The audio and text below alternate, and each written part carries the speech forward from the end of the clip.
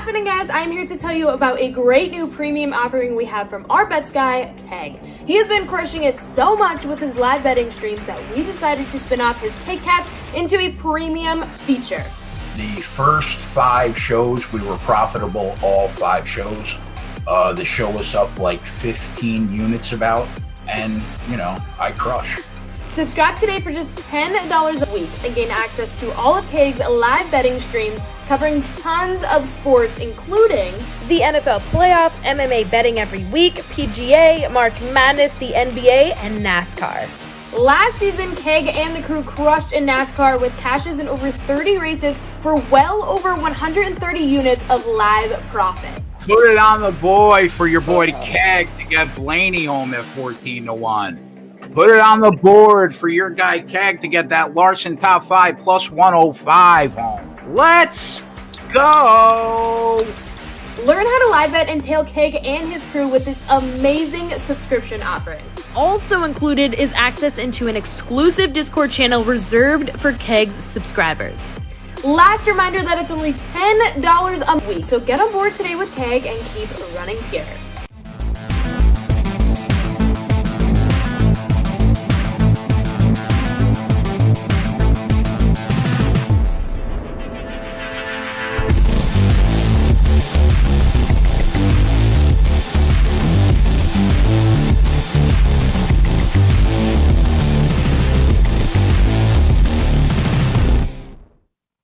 What's up, everyone? Tyler Tamboline here, aka Toe Tag and Tambo, back for another edition of the Strokes Gain Show here on Run Pure Sports. A little bit of a different booth right now to start. The booth might enhance or get bigger as we go along. We'll see. Maybe Big T, maybe Hoop. We'll check things out there. But got my main man, as always, Snyder. The S stands for Showdown and or Shippers. If you put them together, he does both and many more things. Snyder, what's going on, man? How you doing this week? Hey, it's going good. We were on to some good things last week. It just came down to our guy, Seamus Power, kind of letting us down there towards the straight, or at least letting me down. He was within one shot going into Sunday. Kind of had a little meltdown there on the front 9. Tried to battle back a little bit on the back 9, but it was close. I think I was right at like 2nd, 3rd, and 5th in that one FanDuel tournament going into Sunday. Couldn't do anything there from then on. Kind of fell down the leaderboards, but had an outright on Seamus too over on the bedside, so that would have been nice to start out the year with a winner, but we'll look to build off that this week.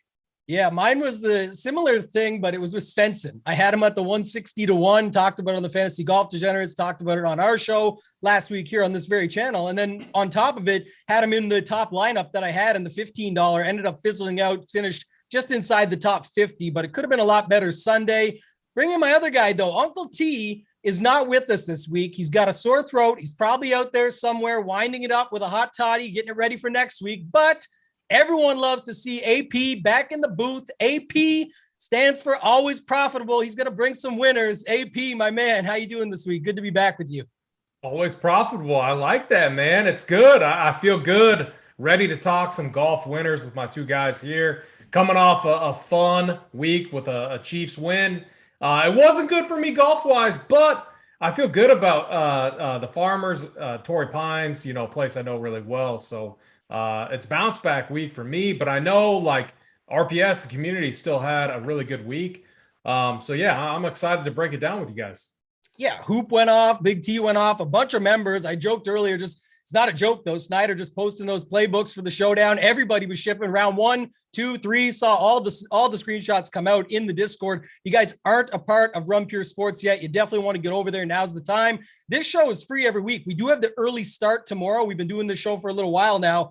It's a lot of fun. I'm having fun with it here, but AP, remember this. I know you said it's not the best week for you, but you can't actually always be profitable. But the nice thing about you and all of us over here at RPS is that we're always pressing. So it still works with the acronym, and we're back in action. We're going after it this week. We've got the Farmers Insurance Open. You mentioned it, Torrey Pines. For those that don't know, so first off, like I said, elephant in the room, it's starting tomorrow. First time ever, we're going to have Wednesday through Saturday, leave NFL for the way it should be, right? That's my church at least. Sunday football, I love it. It's going to be 2 great football games. We're excited for that. Going to have you guys covered over at Run Pure Sports as well. Hit the like button and the subscribe button here now on the way in. Lots of free content coming out your way. And then, of course, the premium stuff if you get on over to Run Pure Sports.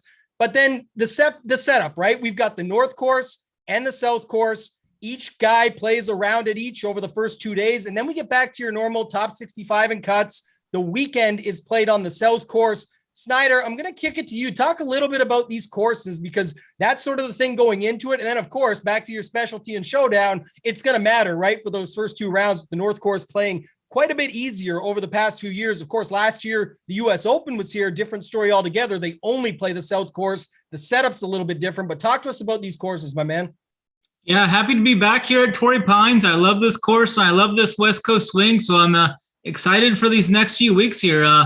Yeah, like you said, they're going to be playing both courses here. You're going to need to have a complete game from tee to green here, strong off the tee. Distance off the tee is a plus as well as having a good long iron game too. The North course is going to feature some bent grass greens, while the South course is going to have the Poa-annua greens. The North course is going to play much easier, sometimes like up to 2 to 3 strokes easier. So we're going to be kind of targeting that over the first 2 days in the showdown playbook, but we'll get into that more in the showdown side on the site. The South course is going to have some larger green, or the North course is going to have larger greens at about 6,000 square feet versus the South course. It's going to have some smaller greens, right around 5,000 square feet on average. And if you miss these greens, you're going to need to have a strong around the green game and be able to scramble well here. The South course will not be set up near as hard as it was for the U.S. Open was. The Kikuyu Rough was giving some players troubles last year, but that was at a different time frame. I don't think that the Kikuyu Rough is going to be as prevalent here. They overseed with rye in the late fall, and the nightly lows lately have been in the 40s. So I think the ryegrass is going to be more dominant. Everybody's talking up how tough the Kikuyu is going to be. I'm not going to put much into that at all. So, I mean, it really gave some guys troubles last year, but that was in June. That was in a different time frame. The temperatures were way different. The rough's going to be maintained right around 3 inches in length here. Seven of the par 4s are going to play over 450 yards, and 3 of the 4 par 3s will play over 200 yards. The weather looks like it's going to be really good this week. Mostly sunny skies, highs in the low to mid 60s. Wind speeds are going to be mainly under 10 miles an hour, which is huge here. We've seen at times these winds have came up and gave golfers fits here. It's made this course really tough if the winds come up, but I'm not really worried at all about the weather this week, so that's good. Some key stats I'm going to be looking at here is strokes gained approach off the tee with a boost to driving, bogey avoidance, and strokes gained around the green with a plus to scrambling. Yeah, it's a lot of stuff going on there too, and I think you hit it best. I will talk about one thing in a second there, but got to flip it over quick to Uncle AP for 2 seconds just to see if he's got any further thoughts, rocking the mustache, anything. We got a lot of regulars in the chat tonight. Appreciate all you guys for sure. But AP, anything else you want to talk about when it comes down to the course? Maybe some strategy I'm going to bring up in a second with some South-North stuff, but just in general, obviously for Showdown, Snyder covered it, but what are your thoughts on this course in general? Yeah, I had to, Uncle T couldn't be here. And, I feel terrible. I'm not as good looking as Uncle T, but I could bring out the mustache, bring out the stash. It's going to bring the good vibes, and it's going to bring the winners in for Uncle T. So we got the stash tonight just for you, Uncle T. I know you're watching. And Tambo, what was your question one more time? One more time, yeah. It was just to say, because you mentioned before with Torrey Pines, a little bit about what's going on there, your thoughts on it, just in general. Yeah. Snyder brought up, like they said, the Go breakdown in the chat. I loved it, but just any thoughts to the courses in general? Are you going after something in particular? Do you worry about the draws or the start on the North versus the South? Any strategy that you might be bringing into it at all before we get into the tiers? Yeah, as far as the draw goes, I mean, it's going to bring weather into play, but a much longer course. We're coming off a Birdie Fest event where we all saw the video of John Rahm, complaining that and using different language. That it was a putting contest. I don't think we're going to see that this week. Longer course. What comes to mind for me is what like Bryson types have done to these longer courses where it's tough to hit the fairway. So, that's something I'm always keeping in mind. Matt Wolf, a guy who was on last week, very hurtful last week, but again, he looked good here at the U.S. Open. We saw what Bryson did up until Sunday on the back nine. I know Big T. We don't want to bring that up around Big T. I don't even want to go there, but he was like literally like a heavy favorite to win another million. And then Bryson, obviously, we remember what he did. But to my point, like these guys who can bomb the ball here, knowing that a lot of golfers are going to miss these fairways, they have a nice advantage. So I want bombers, and I want a mix of guys who are hitting fairways, maybe shorter hitters, but are good long iron players. So that's how I'm approaching it this week from a course standpoint. Yeah, you brought up the Jon Rahm thing. He mentioned today, hey, he doubled down in the interview, by the way, for those that know golf or follow it heavily like we do. He went on, a fan basically caught him saying the setup was a joke. I mean, it's a Pro-Am. Of course, it wasn't going to be your crazy setups like a major or something. I'm not sure what he was expecting, but that does make it a bit more of a putting fest, as he put it. And that's the way it worked out, right? There was guys I mentioned in my core conversation over at Run Pure Sports, just about in general, how he brought it up. Like when you think back to it in hindsight, it's kind of troublesome because a guy like Davis Riley can make a couple eagles, finish T59, 7 strokes back of Jon Rahm, and only come up 5 points short in DraftKings points of a guy like Jon Rahm. And hey, I'm trying to bring Big T in. Hopefully he can make it tonight. We'll see. But you brought up something there. It was unfortunate to see Big T lose that second milli. Some may call that variance. I'm not sure. But that, got it one time, didn't get it the next time. We'll see. Big T might join us. We'll see. But yeah, I want to talk about one thing real quick. And Snyder, I'll get your take on this. You did a great job breaking down the course, but just mentality and mindset. I know it's not talked about enough. We don't get very many tournaments per year where we can go into it with some sort of stacking capability, or some sort of, sometimes you get the wave stacks at the Open or something when there's a lot of wind and weather. But the North-South, to me, always has played a little bit in the back of my mind. And I have had some success here at this tournament on DraftKings in the past, because I think there's 2 ways to go about it. Some guys hit that North course out of the gate, get to 5 or 6 under, which has been imperative. If you look back to the past X amount of years, it's been important. You have to have that low score at the North course to even be there on the weekend, let alone to be there at the end. And the winners have all had that in common, obviously. But just thinking about it in general, some guys have a mindset of, I get the low score, but then when they start trying to protect it on day 2 on the South course, one mistake can snowball into another and they're off the leaderboard. And I think this is interesting because, and I'll definitely stack some both ways, because I think personally, just the way I'm thinking, everyone has it their own way. But if I was on the South course and I managed to grind myself through and shoot just par, I'd be pretty excited hitting that North course, licking my chops. Now I could go shoot 5, 6 under on top of the par. I know I'm probably through the cut. And then I've got the confidence coming off a hot round going into the weekend. So maybe it trickles into Saturday. And then we all know in golf, anything goes on Sunday. Any thoughts on that as far as stacking the courses go, Snyder? Yeah, I think it's interesting there for sure. I think I would lean to maybe playing some guys more so on the South course. Like you said, if they can get through and actually have a good round, shoot even 1, 2 under, and then go into that North course and they can shoot. We're going to see some golfers shoot 4, 5, 6, 7 under on that North course, I think, possibly this week with the good weather conditions. So I think if you can get through that first day, and that's going to set you up for a good moving day too there on Saturday. If you can get up on the leaderboard, get that momentum going, keep that good mojo going through the weekend. And I definitely think, you could take it kind of both ways though too, I guess. If you get off to a great start on Thursday, say you shoot 5, 6 under, that could carry over into the next day. You're not pressing it as much. Say, if you do start bad on the North course Monday, say you just have a bad round, then you're going to be way more pushing it on the South course. You could probably take it both ways, but I think I would lean to slightly lean to guys starting on Saturday, or on the South course, just if they can get through good, they got the easier course on Friday with less stress. So I think that's definitely an interesting conversation. Yeah, and Wednesday, Thursday, right? I forgot. I think I even said it myself too there. We got a different setup. Hitting the course on Thursday. The cut will be Thursday evening. So yeah, there's something with that. JSU, our main man, is in the chat. Said Snyder's looking fresh again. Love to see it. Yeah, the Hatless Wonders, both of you guys tonight. And JSU, the P, Phil Mickelson, baby. It stands for Phil. We're on the Cali coast. That's his home ground. So you got to remember that this week as well. But let's hop right into this, AP. We're going to get into it at the top. By the way, Jon Rahm starts on the South course. So if you are already starting your lineups, you've got one guy in there, right? I think a lot of people are going to be starting with Jon Rahm this week, and probably for good reason. Totally different from last week. Last week, the reason to play him was based on the strength of field. This week, there's a lot of great players and names in the field, but you got to think that consistency matters, AP, and the fact that Jon Rahm has been and is the best in the world. Even last week, complaining and all that. T14, like the guy is still right in the mix when he's having a pretty bad week. And we saw it with Cam Smith, played like his B or C game the week Cam Smith won, and Rahm was right there off by 1 stroke. And again, not his best game. So we'll have to wait and see what happens here. But it looks like somewhere between 25 to 35. I'm putting a wide range on it, talking about something like the $20 with 200K up top on DraftKings. Probably closer to 30% ownership is what I would suspect to see. What are your thoughts here on Jon Rahm? And then what are you doing with the other guys in this 10K range?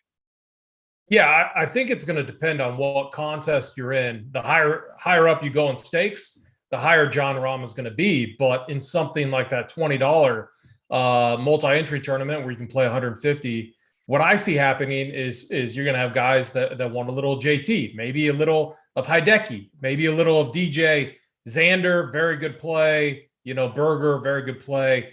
So I like to think that Rahm is going to stay under 30%, maybe around 23 to 25. But as you go up in stakes, he's going to be much higher. And it's like, look, this guy, he was tilted, absolutely tilted last week and still finished T14. The guy is the best in the world, ranked obviously number 1 in the world. His game, like, when you just think from like getting off the tee, everything up until getting on the green and putting, I mean, he's just the best. Ranks first overall in ball striking, second overall in par 4 scoring. 2 huge things I'm looking at this week. 5th in approach. And lastly, his putter is on fire right now. So he checks every single box along with the course history. So Rahm, far and away, obviously the best play. I'm going right back to him. Has won here. Obviously U.S. Open winner. Has finished second, multiple top 5s and multiple top 10s. I mean, the guy's resume here is just phenomenal. Top play overall. And you'll see. So when Snyder and I do the expensive tier rankings in the playbook, you rarely see all 6 golfers in that range. So we rank the expensive tier as 9K and up. I think we both found it was very difficult to organize those top 6 golfers and then to rank them. They're all RPS. They're all phenomenal plays. The other guy on that list that is 10K and up, though, is Xander Schauffele. Xander is a complete golfer, very good at these longer courses, very good at difficult courses. While I think, scores might be a little bit better, it's obviously not going to play like a US Open or anything like that. Xander is someone that I absolutely love here. Daniel Berger is another guy that I'm very high on. I've kind of heard out there that, Berger can't hit a draw or whatever. He doesn't prefer a draw type of shot, prefers that, little low cut fade. I don't know. I don't really care. This dude is just on another level. His game is so good. He showed it in the US Open. He was right there in contention as well. He can obviously play this course. I have a ton of interest in Daniel Berger. The guys I don't know what to do with. DJ, I'm probably going to end up fading. We haven't seen DJ in a while. What we've seen of DJ is him partying. That's like all the clips I've seen of him. So I'm really curious to see what you guys have to think. Hideki, I am just someone that, while he does have 2 wins in his last 3 events, I'm someone that I'm not going to pay 10-6 for Hideki. So I'm naturally off. JT's my boy. This is where I'm struggling because JT, I have ranked 3rd or 4th, but behind Rahm, Xander, and Berger. But I'm struggling because he's the guy I love to go to. I'm really curious to see where you guys are at. I got it Rahm, Xander, Berger right now. And I like where your head's at. I'm going to get to that in a second. Before I do, Samantha's got it right in the chat. Hit that like button. She said, where's the likes at? 150 people watching. We should easily have over 100 likes already. The show's free. It's the night before. We're pounding some drinks, having some fun. Hit that like button. Get us rolling there. We appreciate it. Snyder, do you echo the same thoughts as AP at the top? I mean, the Rahm thing, people might forget. I'm not saying Rahm is Tiger Woods, but if you go look at the strokes gained from the strokes gain era, just way back, that's a huge sample size, not your stats guy just digging into the last 50 rounds. His are the most similar with the strokes gained tee to green in general and having a putter that works. That was what Tiger had going for him. Tiger, 7-time winner here at this course. Rahm, 2-time, 1 in a major, 1 being his first win on the PGA Tour. I think he can repeat it. I think 30% is kind of too low. I'll be heavily overweight. I'll get to some other plays in a second and thoughts at the top, but do you echo some of the same thoughts as AP, or where's your head at up here in the 5-figure range? Yeah, I'm actually kind of lockstep right with him. I think John Rahm's clearing away the best play on the board. I look for him to actually win this. I think he's going to come back. He had to have been kind of frustrated losing that TOC, shooting like 33 under par, and then he comes to that putting contest, as he put it, and just wasn't going right for him. So he has elite course history here. He won his first ever PGA event here, and then last year he won his first major here. So I like for him to go back to back here in the last two events played on this course. I think he's going to be looking to kind of bounce back from that subpar outing like he had last week. I mean, that's in the rearview mirror now. He's looking to go forward on a tougher golf course here that isn't going to be such a putting contest. I think he's just the overall clearing away top play, so I'm going to be way overweight on him for sure. I might even consider locking him in some GPPs. I'm not sure yet, but Xander's another guy I'm really high on this week. Home game for him. He's finally back here home. He's actually finally started to play better here. He kind of struggled here a few times coming into this course. Maybe it was too much pressure playing here around his friends and family and such, but he was 7th here at the U.S. Open, gained over 10 strokes total in that event, and then he finished 2nd at the Farmers in the tournament before that in January last year. He weirdly kind of does struggle on the easier North course, though, when he has struggled here in the past, which is kind of weird, but he usually does play these tougher courses much better, and the South course has been really good to him. In the betting markets, he's a minus 126 favorite over Hideki, and he's coming at a pretty good price savings to him. He's $500 cheaper, so I definitely like Xander versus Hideki there. And the third guy I'm going to play in this range is Daniel Berger. I mean, I think he gets lost in the shuffle here. He's kind of sandwiched between Xander and Bryson, and then Burns is right below him at $300 cheaper. Hasn't had the best event history here at the Farmers, but he hasn't played the Farmers since 2019.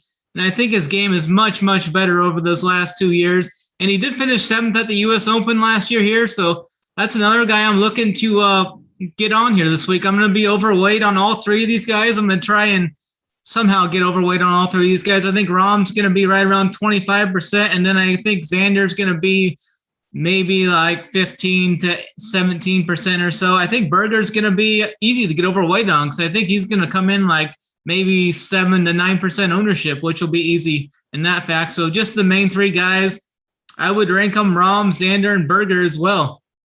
Yeah, Berger's got a little bit of a comfortable pairing going in too. I definitely like that call. Going in with his boy Brooks Koepka. I forget the third member of the group. I'll have to look it up after, but just FSU pairing there. We got a big T joiner. I can see he's going to try and hide it on the way in. We'll get him and Hoop here in a second. We got a nice show here for you guys. So hit the like button for the big T and Hoop entrance. We got the WWE music, the smashing glass, and the boys rolling in with us.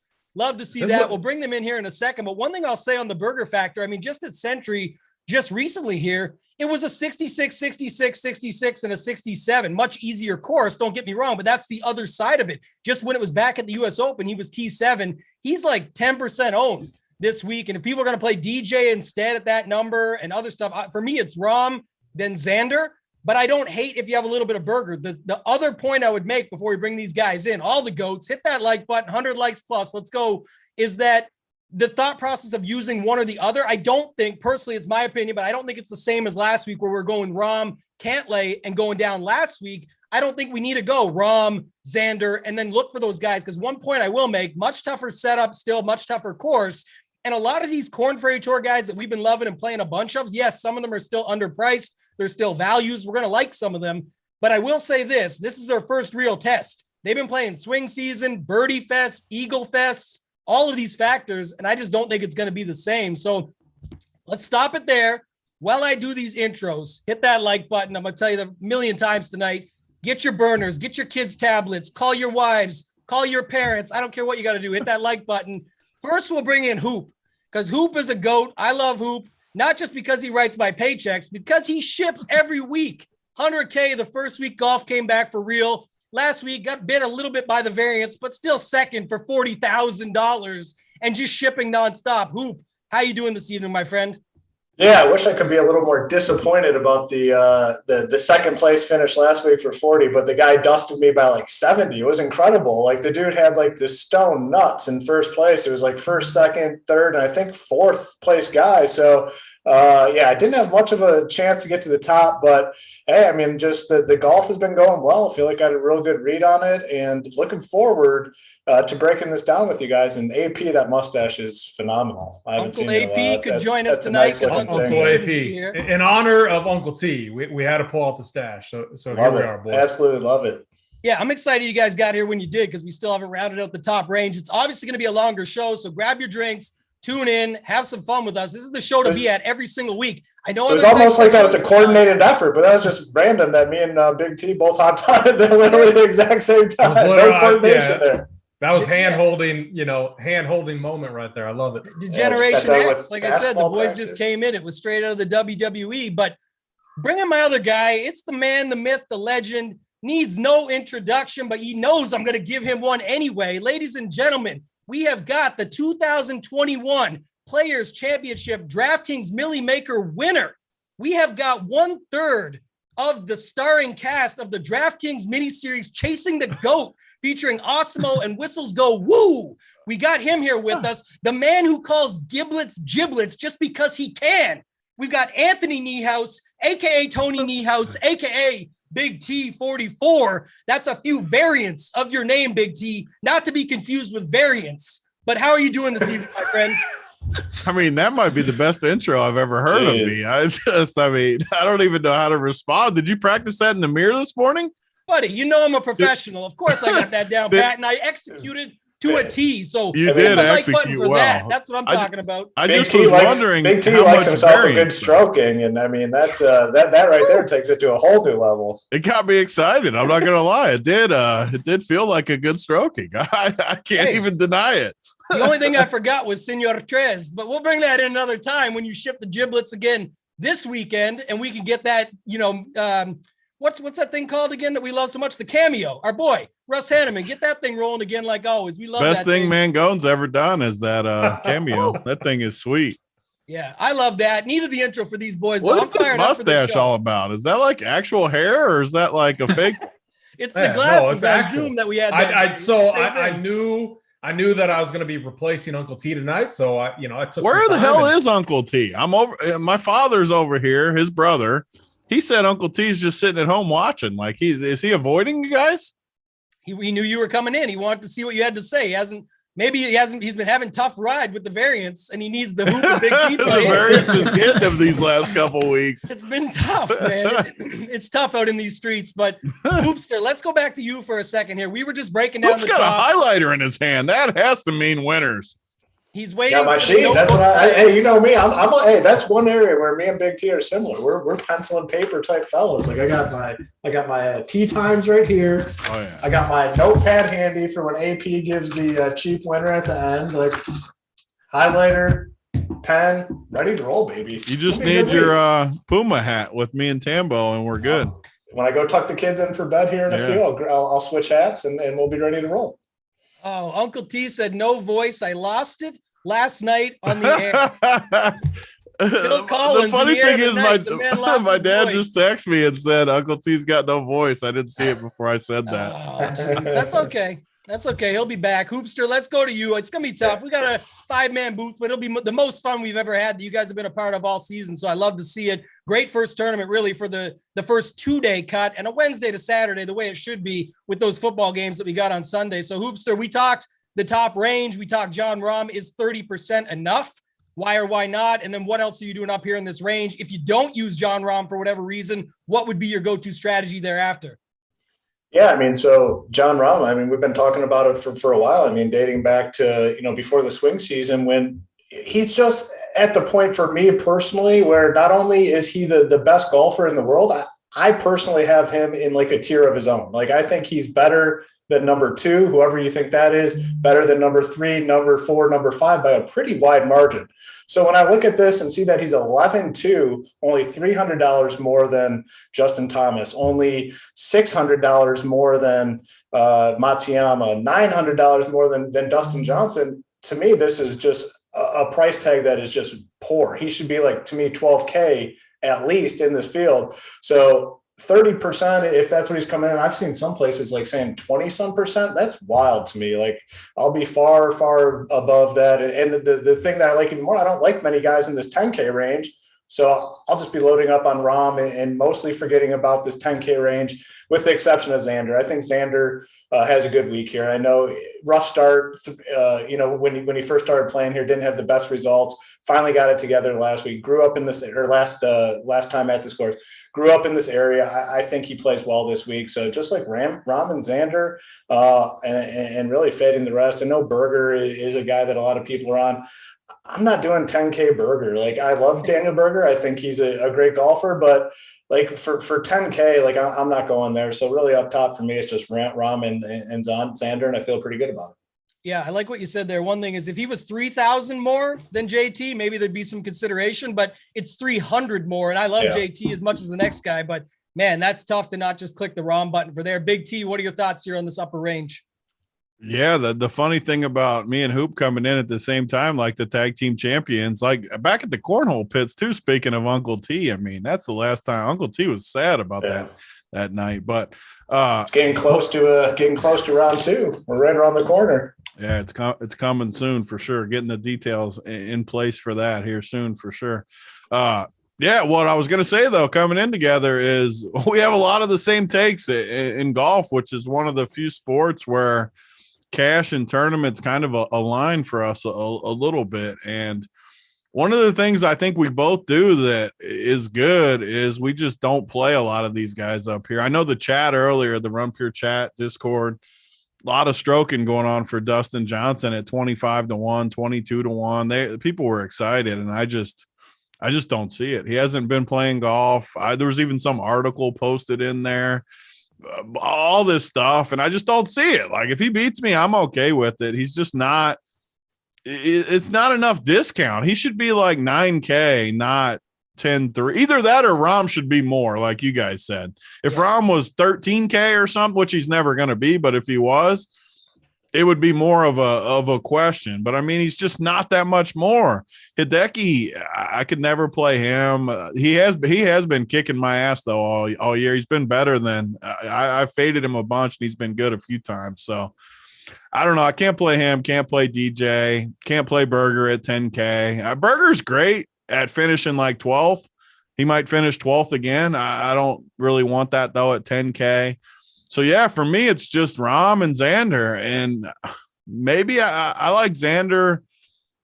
I like Xander almost as much as Rom. I like Rom more for sure, but I like Xander a bunch too. So those are my two guys. I'm not playing any of these other dudes though.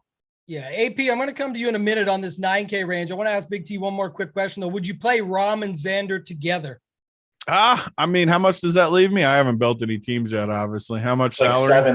7.3, 7.4 range, I believe. If I don't have to play 2 total scrubs, then I have no problem doing 7.2 is about 7.2. My preferred build, just from looking at it, was more. We'll get into the 9K range. My preferred was more of a Finau Leishman is my second guy. Yeah. But I don't have a problem, Xander, if it works.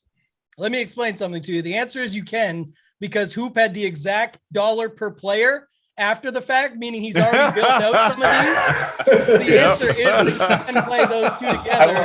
He did rattle that off pretty quick. No, I was wrong at first. I did have to punch it back in. I mean, it's not even 7.2. It's 7.1. 7.5 or something like that. I think it can be done. I just wanted to get your thoughts on it. I kind of like it, actually. I'll say why after, in the sense that, not to hide it, just to bring up, like, it's in theory, you're skipping ranges. And I've talked about this plenty in the past. One great thing about this show, getting on over to Run Pure Sports, talking with us in the Discord, is we're actually in there. We don't just do our content show and then disappear. We're in there answering all the questions, sticking with the people, answering things that they're asking. And a lot of what we talk about is, in my opinion, the thing people struggle with the most, which is roster construction. And one of the things I'm always looking at, that's why I asked Big T the question, is because the ranges, most people are playing Rom. We know that. How do you get different with it? And all the variance jokes aside, one way to help yourself with variance in golf is to come to Run Pure Sports, because we do pick winners. We have one of the best teams, the best team actually in the industry, putting that stuff out there. And like I said, the main key is not just what we put out there, because that's what every site does. Here's your content,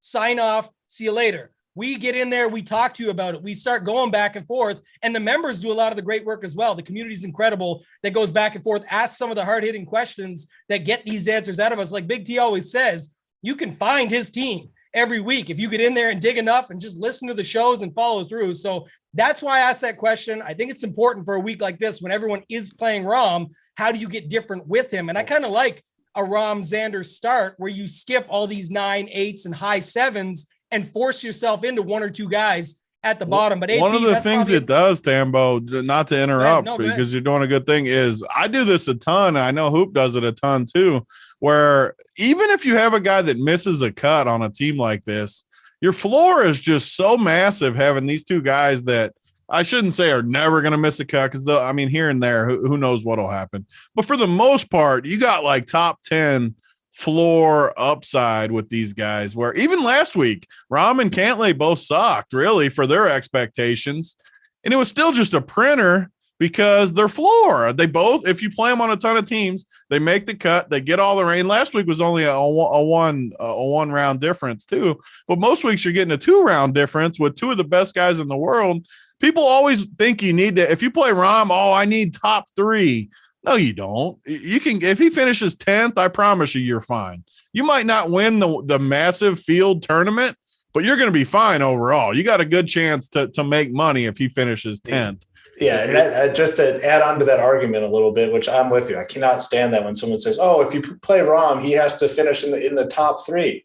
That's making the assumption that everyone else in the top tier is going to finish like 2, 3, 4, 5. Like, and that's never going to happen. So it's just, to me, such a flawed argument. Like, if you tell me right now that John Rahm is guaranteed to finish 8th, like, I'd play him 100% this week and figure out the rest. So just a different mindset. I think that mindset, like, all right, if you play this guy, he has to finish in, X place. I just think that's so flawed and just the wrong way to go about playing PGA DFS. Yeah, it's what you just said. They're putting every other guy that's around him or below him in that order. Like it's a leaderboard or something. That's just not the case. Yeah. You could have 3 or 4 or 5 of these guys miss the cut, and then the others just make a top 40. Yeah. I love Big T said Daniel Berger's great at coming in 12th place. That's a good call for him at 10K. Matsuyama's up there too with the wins. But AP, let's go to you. We'll come back to Big T later, but we got to get through this 9K range. Bryson DeChambeau at the top, his boy, who was brought up a couple times on the show already, 9,900. Of course, the claps on Sunday at the U.S. Open when it was held here last year, where it was him versus Brooks. We thought he had him, and then Brooks had the number in the 60s on Sunday, and Bryson, I believe, shot like a 75 or a 77. It was bad. It was a rough fall out there. He was winning, going to the back 9. Yeah, it was bad. It was bad. Bryson DeChambeau down to Leishman. What are you doing here in this 9K range, AP?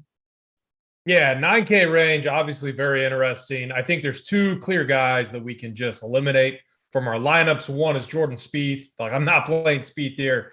Something like I just, man, there's nothing good about him. I think he's a very easy fade, probably not even going to be high owned.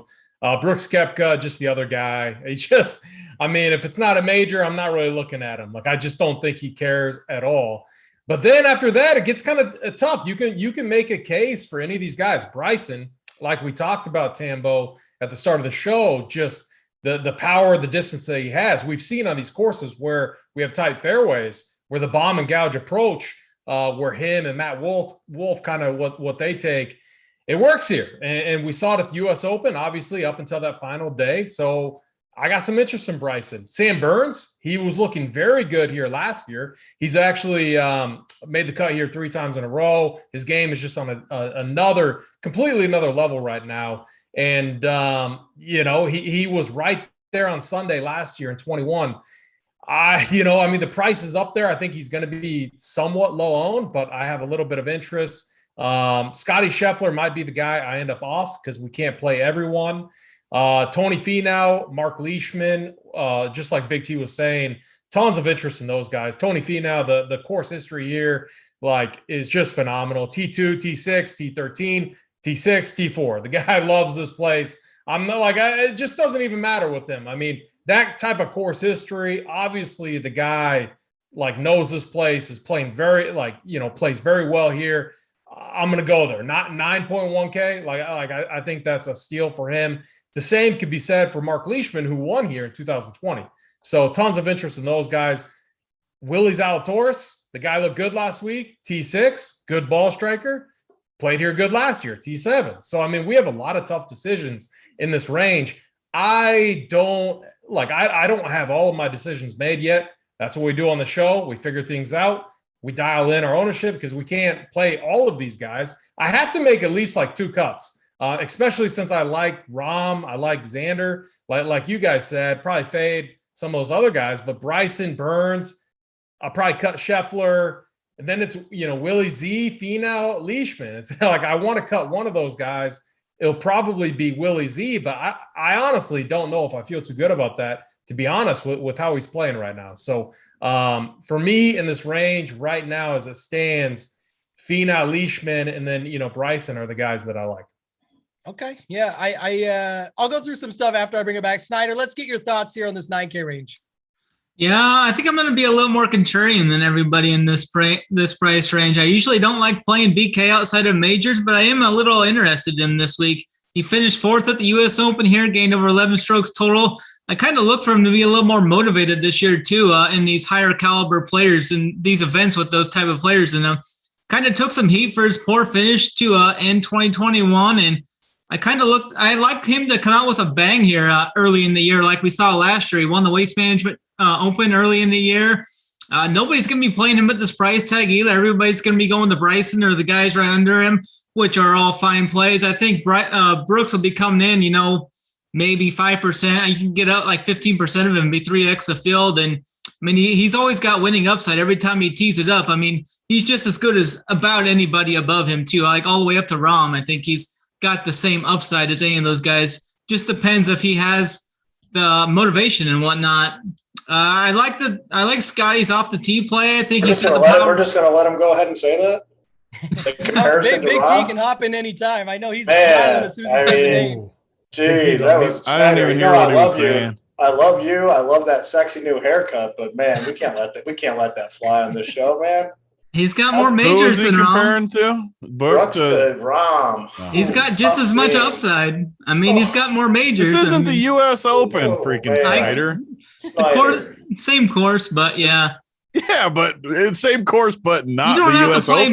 You don't have to play much of him to get overweight on him. I mean, nobody was on him at the Waste Management. Everyone in this range, though, it's the same thing. No one here is really going to be all that besides Finau. Finau's the only one that's going to have the big ownership.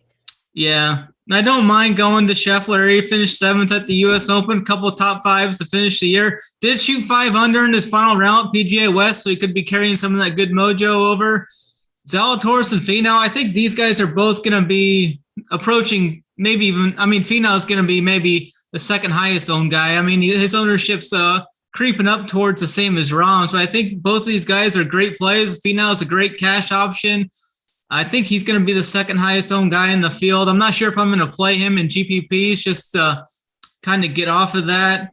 Zalatoris has a strong tee to green game and sets up well here. Posted a T7 at the Farmers last year. Did miss the cut at the U.S. Open, but that was mainly due to losing 3 strokes putting.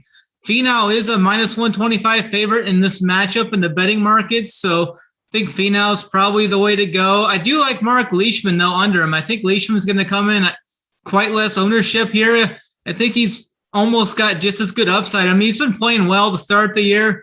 He won this event in 2020 and has 3 other top 20s in his last 5 trips here.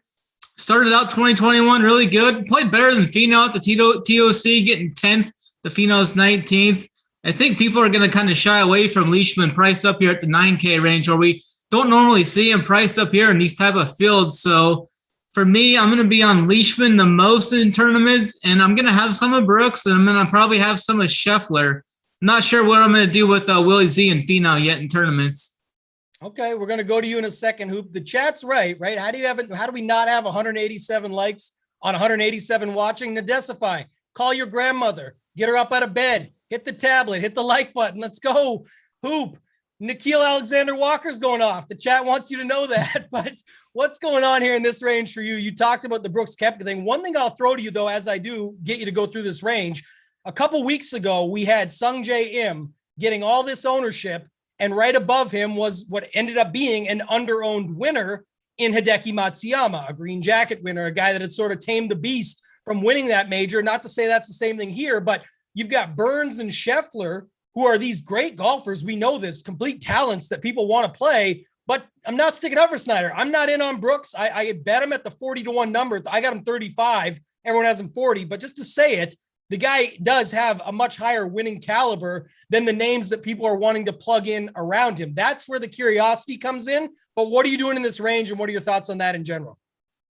Yeah, I mean, I think you can make the case for guys like Brooks in the betting markets. If you want to, if you like Brooks and his winning upside, just bet on him. Don't necessarily play him in DFS. And the Dustin Johnson thing, like I know everyone's talking about, oh, he's 20-something to 1 to win. Like, yeah, sure. You want to fire a little bit at Dustin Johnson to win? Do I think he has any chance to come here and win? Absolutely not. But I'd much rather bet him than have him tank my DFS lineup. So I get that with DJ. I get that with Brooks. Now, this range is interesting because it's a lot of appealing names and guys that you want to play. Can't play everyone here, so you got to make some tough decisions. The guys that I'm cutting, I know a lot of people are on Leishman. I'm just going to fade Leishman just because I like the other guys in this range more. You got Finau right there at 9-1. I'm a Finau guy. Now you give me a course where he's had all this success that fits him well. I'm going to play Finau a ton, obviously. I like Willie Z. Not going to be on Spieth, not going to be on M. The one that I do like probably more than anyone in this range, I think, is Scotty Scheffler. 9.5K, has been playing well. Course fits him very well, and I don't think he's going to be all that highly owned, so it's easy for me to get over on him. Bryson at 9.9, like this is a course that should absolutely fit him well. I mean, you can just bomb it out there. Driving distance is super important.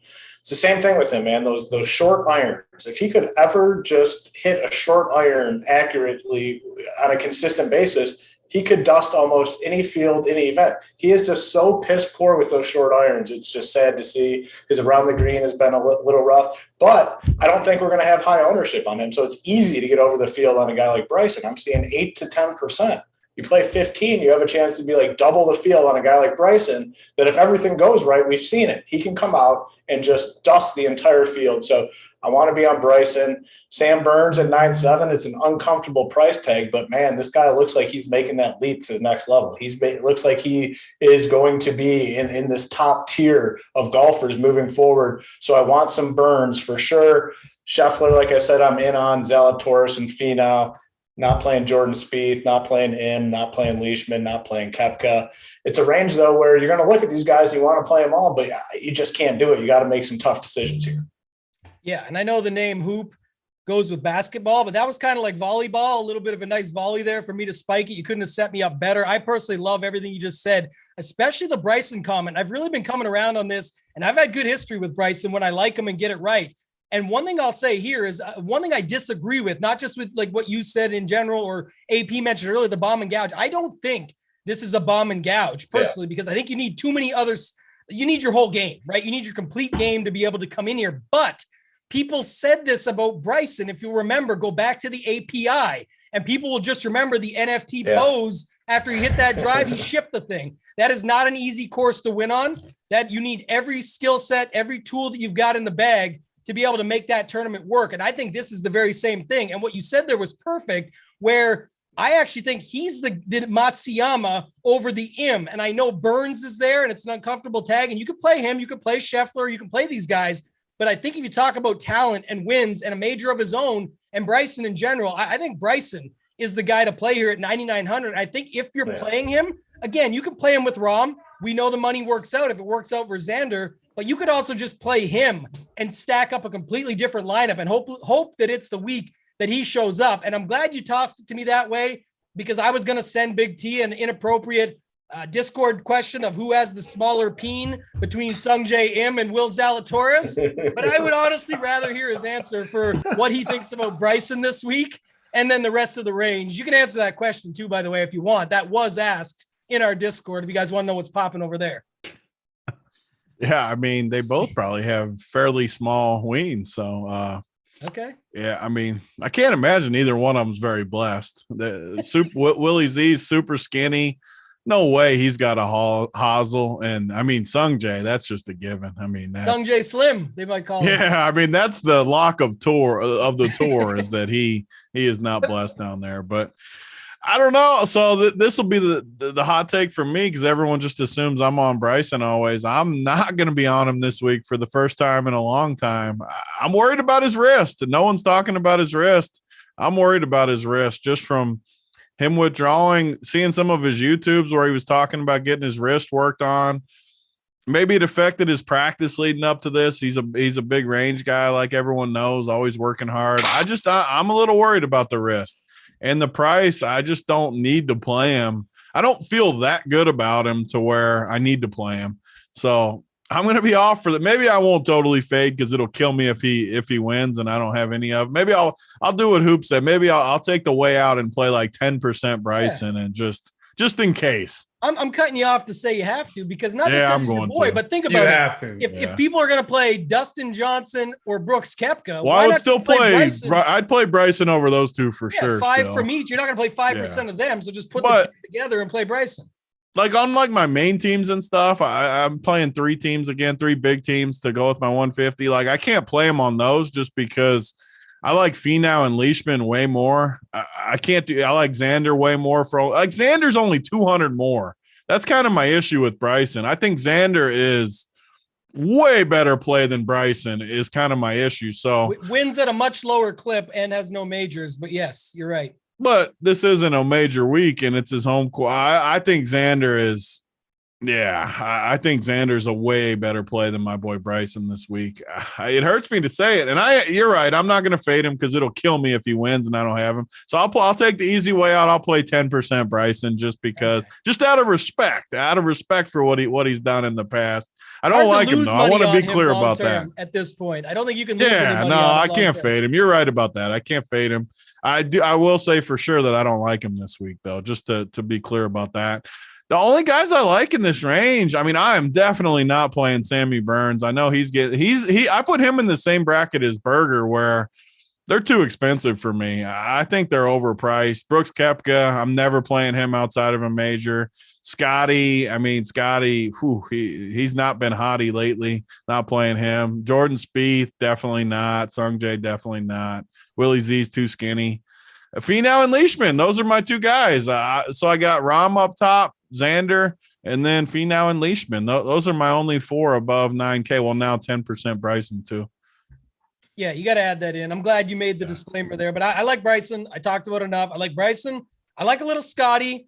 I like a little Sungjae, just the way he's been playing. And he plays so much that typically when he's in form, you can sort of see that run through. So I'm okay with him. Has played good at harder courses in the past as well. And then Tony Finau, of course, the price is too stupid. You can still play him on FanDuel, by the way, but on DraftKings at 9,100. Got to be. I know he's the second highest owned. He's just got to be the best play, though. At least from what I believe in PGA course history. Go ahead. Just Finau in these spots though, where he gets like all this popularity in the DFS streets. He has on many occasions just bent us over and just gave it to us, and it's painful because I am a Tony Finau guy, but. When he gets super popular, he's been terrible lately too. Yeah, the thing. I mean, when he gets super popular in DFS, like he's the clear play. You look at this like 9.1K, got all the course history. The course fits him well. He's punished us in the past when we follow him down this path. Like I will obviously play him a ton. Don't get me wrong, but he does have a history of hurting us when he gets super popular.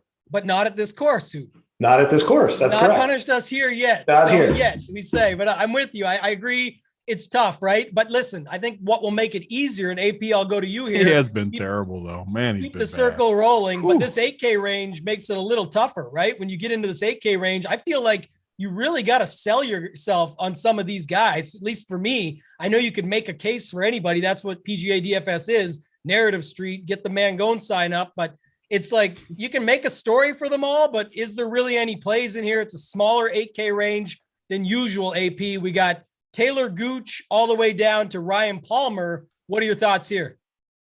Yeah, I mean, this range, honestly, like, let's start with like Patrick Reed. So this dude, he won last year, obviously has elite course history here. Hasn't looked good of late, but like just going over his course history, won last year, T6 the year before, T13 in 19, T23 in 2018.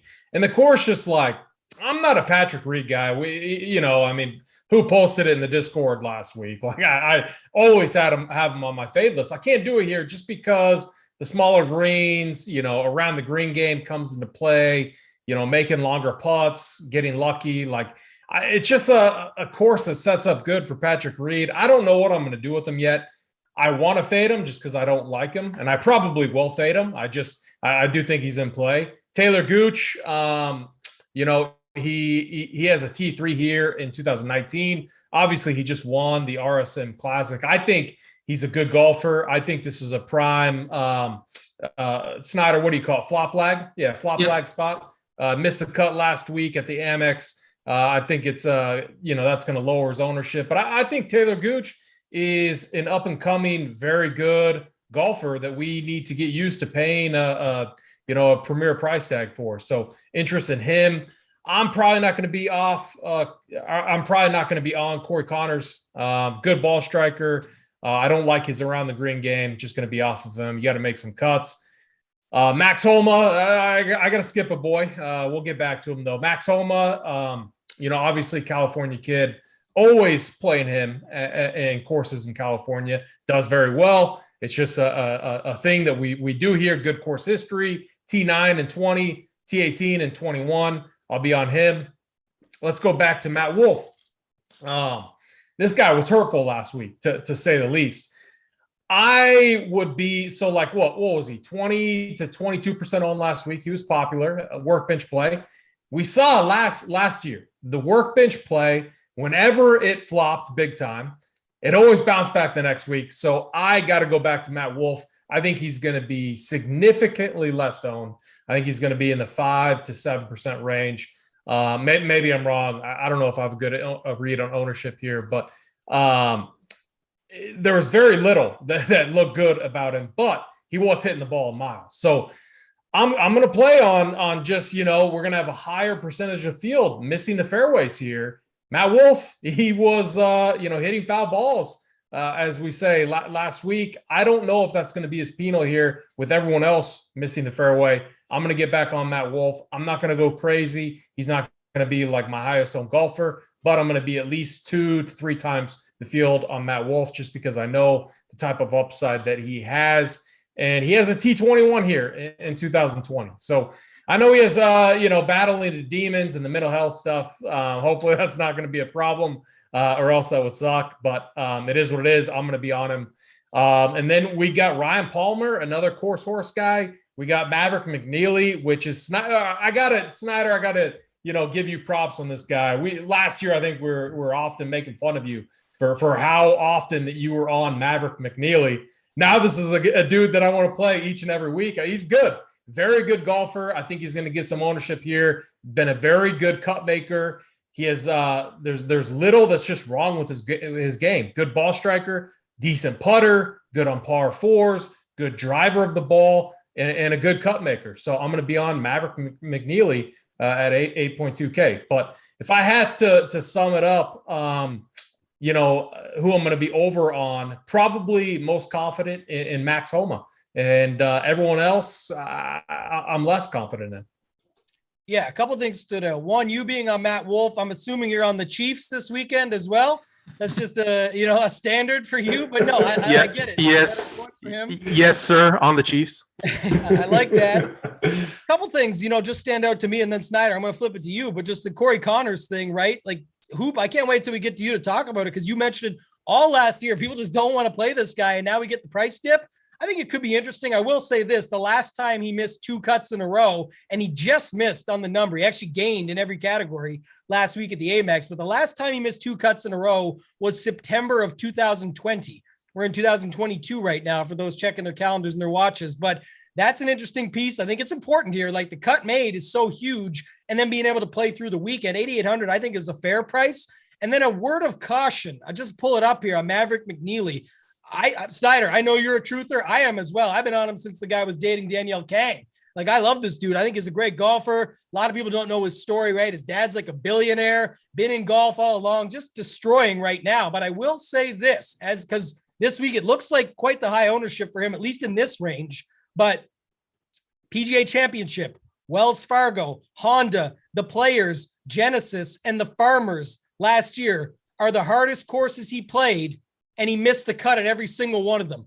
So when you look at his numbers and all these second at the Fortinet and 11 at the Mayakoba and all these numbers, don't forget that when you're playing guys around him. Ryan Palmer, $100 cheaper. He goes hand in hand with his boy Rahm, the teammates. Rahm basically won the guy his card a couple years ago at the Zurich Classic in the team event, which gave Palmer 2 more years, freed him up, so much so at the Memorial before the Memorial where Rahm, quote unquote, touched the ball early and still won by like 5 strokes. They were pumping fists and pounding fists for getting the W down the stretch and do it again this past year. So they go hand in hand. I like Ryan Palmer as a pivot off of McNeely, but Snyder, what are you doing here in this 8K range?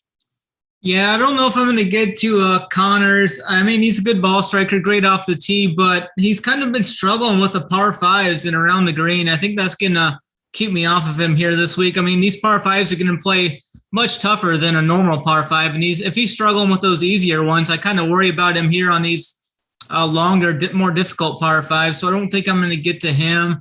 I don't mind Taylor Gooch there. He should see some depressed ownership here this week. He was terrible with the short game last week, lost 5.1 strokes with the short game, mainly due to that first round 75 he shot. Backed it up with some pretty good rounds, 68, 68 the following 2 days. I do have some interest in him here. I think he does have decent course history here. He's made his last 4 cuts here, was T3 in 2019, so I do like the flop leg bounce back spot for him here. Matty Wolf, great off the tee, can hit the ball a country mile. I think he's fine here. I mean, he's a good flop leg spot as well. I mean, he is a pretty big underdog to my guy Mav, though, in the head-to-head markets. Max Homa back in his home state. I think he's solid here. Made his last 2 cuts here, T18, T9. Played well at the TOC, T15 there after a slow round 1. He's not afraid to play with these big dogs either. He won at Riv last year on the West Coast, so I think Max Homa's definitely in play. Solid option there. My guy, Mav McNeely, I will be on him this week for sure. I've been waiting for him to get back to this West Coast after he's finally been able to put together that strong all-around game. He's now strong off the tee. The irons are finally hitting well, so I'm definitely going to be on here back in his home state, back where he's more comfortable playing. He did finish 15th here in 2020, so I'm not worried about him playing this course. He's played this course so many times growing up that I'm not even really worried about it. And I did say he was a big favorite over Wolf. He's a minus 148 favorite over Wolf in the betting market, so definitely going to be overweight on Mav. I do like Ryan Palmer quite a bit too. He tends to play well wherever Rahm plays, so Rahm's here. He's going to be playing well. I think Palmer's going to play well too. I mean, he has great course history as well here. He finished T2 2 of his last 4 trips. So I think Palmer's had a great price tag for that upside here. He's coming off a solid T12 at the Sony Open where he gained nearly 4 strokes off the tee, which is going to be huge here.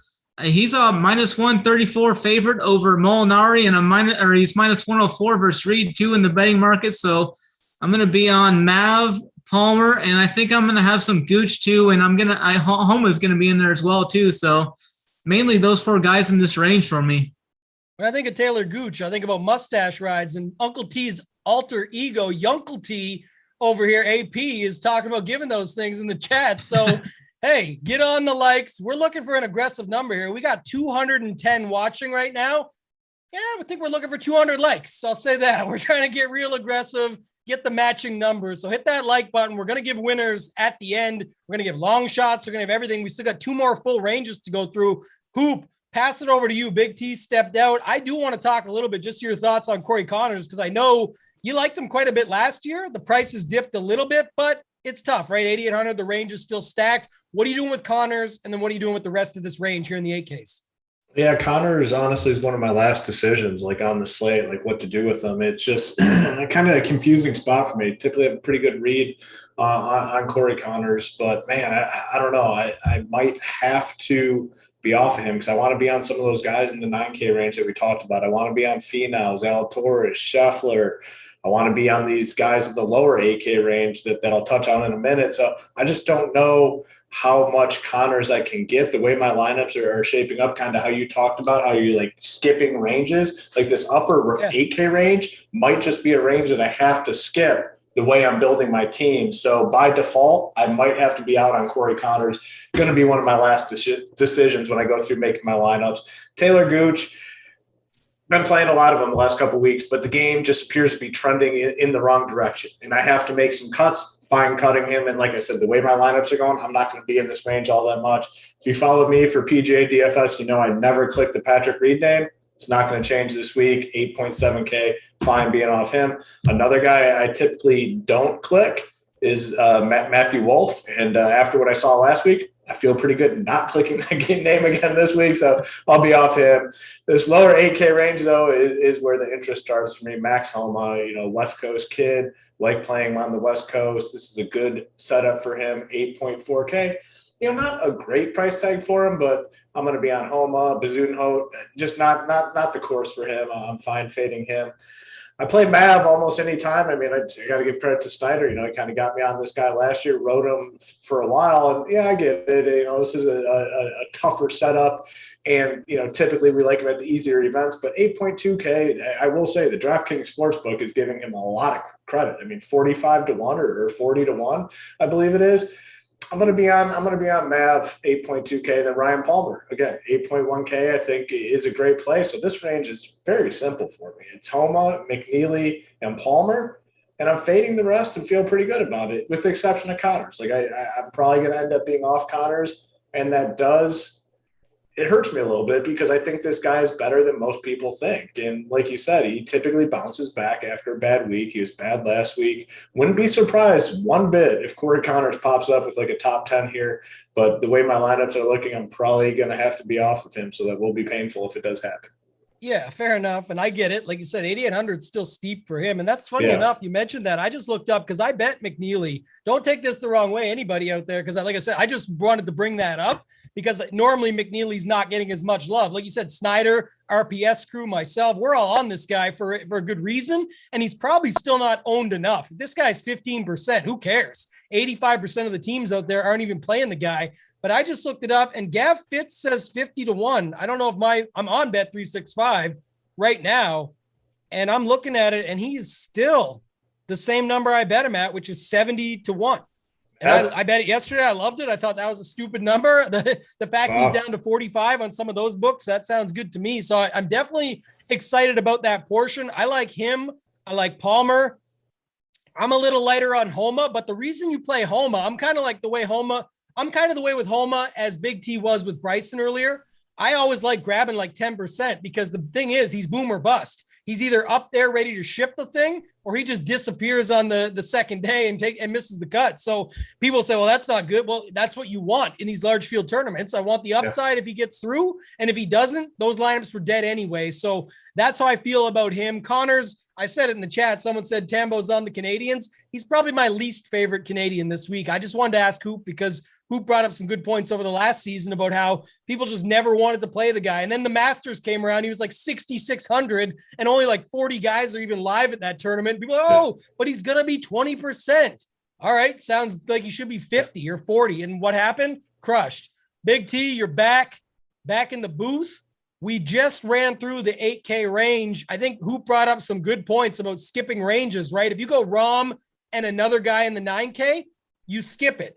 I love actually one thing that Hoop didn't bring up that I'll just chime in with my point is that if you were going to go 9K range even, I would like to grab 3 9K guys and still skip this 8K range for the most part, or maybe get one down low and then jam 2 others. But Big T, what are you doing here in this 8K range? Yeah, I mean, the top of the 8Ks is an easy fade for me. I'm not playing Gooch. I'm not playing Connors. Patty Reed, good course history, but he hasn't looked right to me since the whatever the hell he had wrong with him, the pneumonia or whatever he had. He hasn't looked right to me, and I don't like him really that much anyways. So gonna fade that, gonna fade Wolf, gonna fade Booze. But I like Snyder's boy, Mav McNeely, a ton this week. He's looked good. I think the course fits him good. I even like the matchup versus Bryson where he's plus 110 versus Bryson. I like Mav McNeely in that matchup a bunch against my boy Bryson. I just think it's a great course fit for him. Love the spot. He did finish terrible last year in this event, but that's okay. I like him. I think he's way better this year. And I like Palmer too a little bit. He's got a pair of second place finishes here, 21st and 13th. I don't know. When I see course history that good and Palmer recent history, he's one of the guys that sticks off in that spreadsheet I posted in the in the chat earlier in the golf chat. Last 5 years at this event, he's got 4 top 21s. Last 5 events he's played, he's got 4 decent results with 1 bad one in there. But I just think at 8,100, he's a nice little price. I think that's fairly affordable for him. So those are the 2 guys I like in the range. It's weird because we talked up top, Rahm, Xander, and then I like the 2 low 9K guys. Now I like the 2 low 8K guys. So I find myself at the bottom of each range for the guys I like so far. We can definitely do the first bet of the show. If you want to put 100 on Bryson versus McNeely, I'll take that bet. Bryson over McNeely. I can't. That's terrible mojo to go against my boy with a official bet. You missed the first part about McNeely where we talked about how all of his missed cuts over the last year. Now I still like him. I pick bet a different guy. I'll take him against someone else. Okay. Well, I can't go against my boy though. That's bad mojo. So I was trying to give you even money on the alternate side. That's okay. We'll cancel the mojo, Big T. We'll take go right anybody to the in the 8K range. I'll take him. No, I don't like the 8K range. You missed that part. None of them? Not much.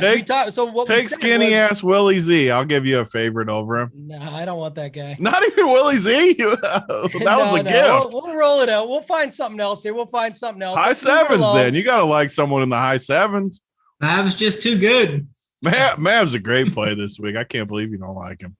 No, I said I like him, and I bet him at 70-1. The odds are dropping. DK only has him at like 45-1. But what I was saying was, before you came back, is that if you go back and look, a lot of his best results are at these easier courses, and his 7 missed cuts over the last year are at the hardest courses. So I was saying why I was on Palmer right there, and then you brought up all the good points about Palmer. So we can't really bet based off of that. I like Palmer, and Palmer and Rahm typically go hand in hand.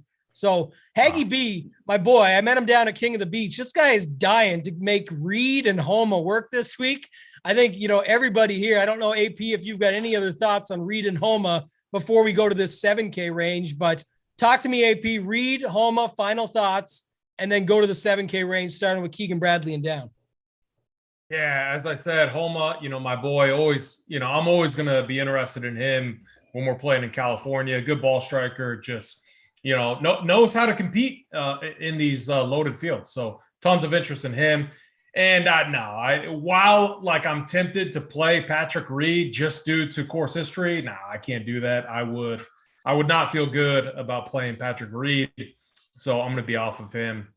Don't forget Patrick Reed won here last year while cheating. But even if it had got called cheating, it would have been by more strokes. Was this the course he cheated at? I forgot. Remember? And then it's still on his Twitter. You can go find it now because I believe it's like his wife, or maybe they proved it that it's actually his father-in-law that runs the account, but he messed it up. Basically, he posted it from Reed's actual account.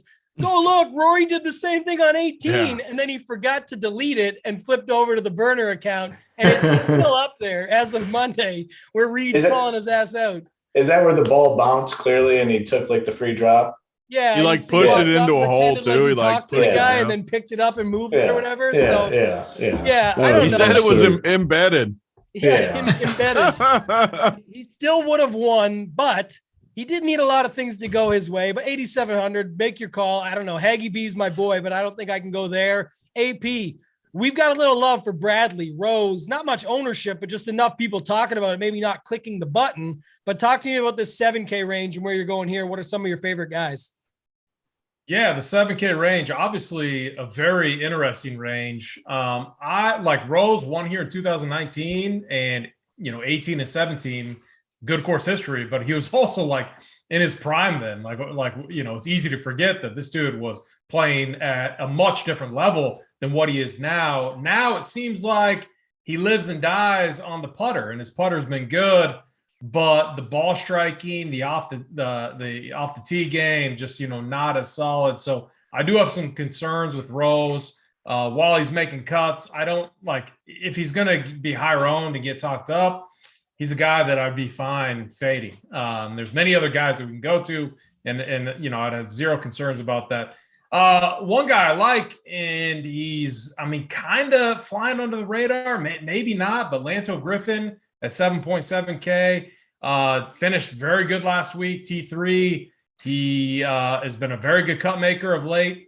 He has 3 top 10s in his last 5 events. While they're easier fields, I still think he's a very good golfer. A T7 here last year, a T12 in 2018. I have a ton of interest in Lanto Griffin. The putter is on fire right now. Very good on par fours. Very good approach game. So I'm gonna be very high on him. Luke List. I mean, he always this guy always tilts me. He always grades out on paper very well. Good ball striker. He reminds me of a Keegan Bradley type, who Keegan, his record here is really good. So I know I'm going to play some Luke List. I think he's definitely fine, but man, when we get on the putting surface, I'm probably going to get tilted because he's a very bad putter. But Luke List, the ball striking is some of the best in the field right now. If he could make some putts at all this week, I think he has top 15 upside here. So I'm going to be on Luke List. Aaron Wise, another guy that's just playing really good. The course history, here isn't good, but if you just look at what he's doing recently, he's a guy that we should have, that we should all be interested in. A couple top 10s, top 15, top 26 or a T26 the last time out at the Houston Open. So Aaron Wise, a guy that I have definitely some interest in. As we go down, I mean, it really does get tougher. There's definitely some easy fades. We're never playing Ricky Fowler here. I do want to go back to some of my guys I always play when we get on these California tracks. Wyndham Clark is one of them. He's a guy absolutely bombs it. Good on par fours. He's been playing good too. He's made the cut here twice out of the last 3 years, and coming off a 13th place finish. And I'm just looking. Hold on, going down the list here. Man, there's a lot of 7K guys. I had one other, Patrick Rogers, my other California guy. Patrick Rogers, a guy I always here's the thing. When you look at him, he has some really good finishes here in California. When it comes to this course and this event specifically, it's he's either making the cut or he's finishing inside the top 15. T9 here in 2020, T4 in 2017. A guy who's still I just think if you're multi-entering, you should have interest in him with the upside that he brings. His game, not bad. The putter is decent. He struggles around the green at times, but he can hit the ball a mile and, a longer course. So Wyndham Clark, Patrick Rogers, two guys that I have interest in. But to sum it up, the guy I feel best about right now is in tournaments, and the guy I'm going to be overweight on is Lanto Griffin. Yeah, one thing you said there as far as ownership pertains, I think that just everybody is going to get more spread out here than we actually think. I know that we know certain guys list and maybe some others are going to get more ownership here, but I don't know if it's going to be enough in the sense that you can still get different plenty down here. So Snyder, talk to me about this 7K range. I know it's a little bit bigger, but we got 5 guys on the show. So just trying to bring in some of your favorite plays and just thoughts on this range in general. Yeah, there's a few guys I'll just hit on here quick. Mac Hughes played well on these longer tracks, finished 15th at the U.S. Open, and then was pretty solid at the end of the year last year. 4th at the Zozo, 2nd at the RSM. I think he's a pretty solid play here. He's even money versus Aaron Wise in the betting markets, and I think he's going to come in way lower owned than Aaron Wise. I do like Aaron Wise as well. He's debatably coming off one of his best years ever last year. He's made 14 cuts and finished 26th or better in his last 7 events. I think he's coming in good here. He's going to carry over some good success here. Francisco Molinari is a guy I'm looking at. He had a rough finish to 2021, but he posted a solid 6th place finish last week. Finished 13th at the U.S. Open here last year and 10th at the Farmers. I think this is a good spot for him to keep that momentum rolling, so I'm going to be on him this week. It's coming down to Lanto Griffin versus Luke List for me here. I think I'm going to go with Lanto Griffin. I don't like playing a chalk Luke List, so I'm going to go up $100. Play Lanto Griffin at much lower ownership. He's coming off a solid lead last year. He had a couple top 10s to finish the year. T3 at the Amex, gained over 13 strokes last week. He's finished T7 here last year and T12 in 2018, so he's got pretty good course history here. I'm going to side with Lanto Griffin in that 1v1. I'll probably be on Mito some. I'll be on Cam Davis some. Matt Jones is interesting for GPP. He's kind of a boom-bust guy, but finished 3rd at the TOC, then missed the cut to Sony. He's made his last 3 cuts here and finished T13 in 2019. Don't mind him. I think this is the week I'm going to jump off KH Lee finally. He's been fine for us, consistent cut maker, but he's kind of trending downward. He has bad course history here in his last 3. Michael Thompson kind of burned many last week as a popular play. I think this is a fine spot to jump back on him in GPP, so he's going to be at really low ownership. Had good form coming into the Amex, but he didn't play well there, as many seen. Has a mixed bag of results here. He's went MC T13, MC T14, 63rd, and 11th. So if that train holds solid there, he's going to T15 this week.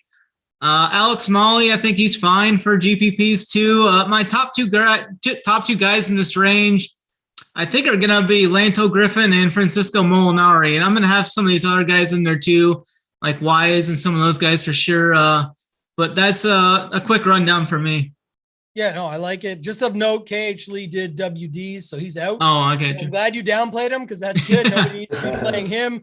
Yes, Harry Brandt just mentioned in the chat. Hit the like button if you would buy a Twix bar from your Uncle T's candy truck this week, because this guy's stash is just getting all the love in the chat. They're still talking about it. Said, thanks, Ted Lasso, for the breakdown. We appreciate it. Hoop. Talk to me about this range. I want to bring up one point before you go through it. Like Aaron Wise, Vegas, List, Tringali, sort of that mid-tier is what seemingly getting talked up a little bit more, where I think people actually click the button. What I mean by that is Rose, Bradley, Land, like certain other guys are getting talked up, but I don't know if they're going to get the ownership, but those guys definitely will. Luke, List, Chalk, and then what else to do with this range? Yeah, it's a super appealing range. I mean, there's a lot of solid plays here. And, the thing is, I think there's enough of these guys down here where the ownership gets spread out. So you really don't need to be all that worried about anyone being like super, super popular down here. Like there's quite a few guys. So to me, I'm just going to play the guys I like the best. And it starts at 7-7 with Lanto, and I'm with AP. I hope that he comes in a little bit lower on. I mean, it's not a guy that's typically in this price range. But he's been playing really well. The course should set up well for him. 7-7 is, I think a relatively fair price tag. So I'm definitely on Lanto. Luke List is a guy I typically do not play, but it's going to change this week. I'm going to be on Luke List. 7.6K. He's been golfing really, really well. He's cleaned up he used to be a disaster around the greens. He's kind of cleaned that up a little bit. He's been pretty solid from what I understand around the greens recently, and that's probably why we've seen the better results. And this course, the way it sets up, should fit his game pretty well. So I'll be on Luke List. I'm definitely a Cameron Tringali guy. I play him almost every single event that he's in. And to me, this is just a really cheap price tag for Tringali. I mean, a lot of times last year in this field, he would be in this 8K range. He would be in the probably low to mid 8K range. Now he's hanging at 7.6. And was it last week that he played? Yeah, he wasn't great at the American Express. I mean, kind of a disaster, but now we're getting the price discount. And another guy I'm kind of throwing in the exact same category as Tringali is Vegas. Like Vegas is a guy that I played a ton last year. This course sets up well for him. He was a disaster last week. So he comes in at 7.4. If he plays well last week, he's a guy that's probably in the 8K range. So I have a little bit of interest in Vegas. I don't think there's going to be much ownership on him because of the other guys in this range and how bad he was last week. The one guy, though, I will have to disagree with my boys on is Molinari. Like, I just can't imagine clicking that Molinari name at 7.6K. There's so many good guys down here. I understand he has decent course history here, T6 last week, but I am not playing Molinari. Aaron Wise, I love. Hoagie, I like Hoagie. He's another guy that's been playing solid. Finished second last week. Looked really good. His game just seems sharp right now. Keith Mitchell, Pereira, I like. Cam Davis. Cam Davis, I think, is a guy that has a ton of upside here at this course, can absolutely bomb it off the tee. Hudson Swafford, I know he won last week, and I typically don't like playing guys coming off a win, but he's 7.2K. When I don't like playing guys off a win, it's when they're expensive. This guy's still only 7.2K. Obviously, at the top of his game last week, I will play some Swafford. My favorite play in this range, though, is Mr. Wyndham Clark, 7.2K. He was the key to my success last week. Unowned. No one was on him last week. I played a decent bit of him, and he got the job done. And this is a course that fits him really well. I like Clark. I like Rogers. A lot of plays here. And like I said, I think there's enough plays here where the ownership gets spread out, and it's going to be easy to get over the field on the guys that we like in the 7K range. Yeah, and you nailed it with that. I think that's what everybody's going to talk about, right? We've seen it in our own Discord over at Rumtier Sports. Oh, but this guy's going to be the chalk. He's going to be like 15%, if that, in this range. It's going to be so spread out. There's enough guys. Play who you want here, as long as you're not jamming all of the top-owned guys. But, for example, like you said, like a list, maybe 15 to 20, it's chalk Luke list, but it's not that much in consideration of what the entire field is doing. Yeah. So I think there's that portion. And then Wind, Go Ham, Clark, I think that's a good play down there at 7,200. He's still not going to come in maybe more than last week, but what, 5 to 7%, somewhere in that range. It's just not going to be enough. Big T, 7K range is wide. There's a lot of options here, but what are you doing down in this range?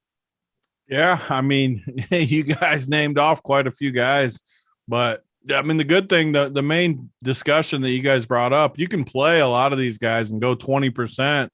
That's kind of what I do. Just set it at 20. You can get more than that, but set it like minimum 20, where all these guys are pretty good plays. I mean, a lot of you just got to decide which ones you want to go even heavier on.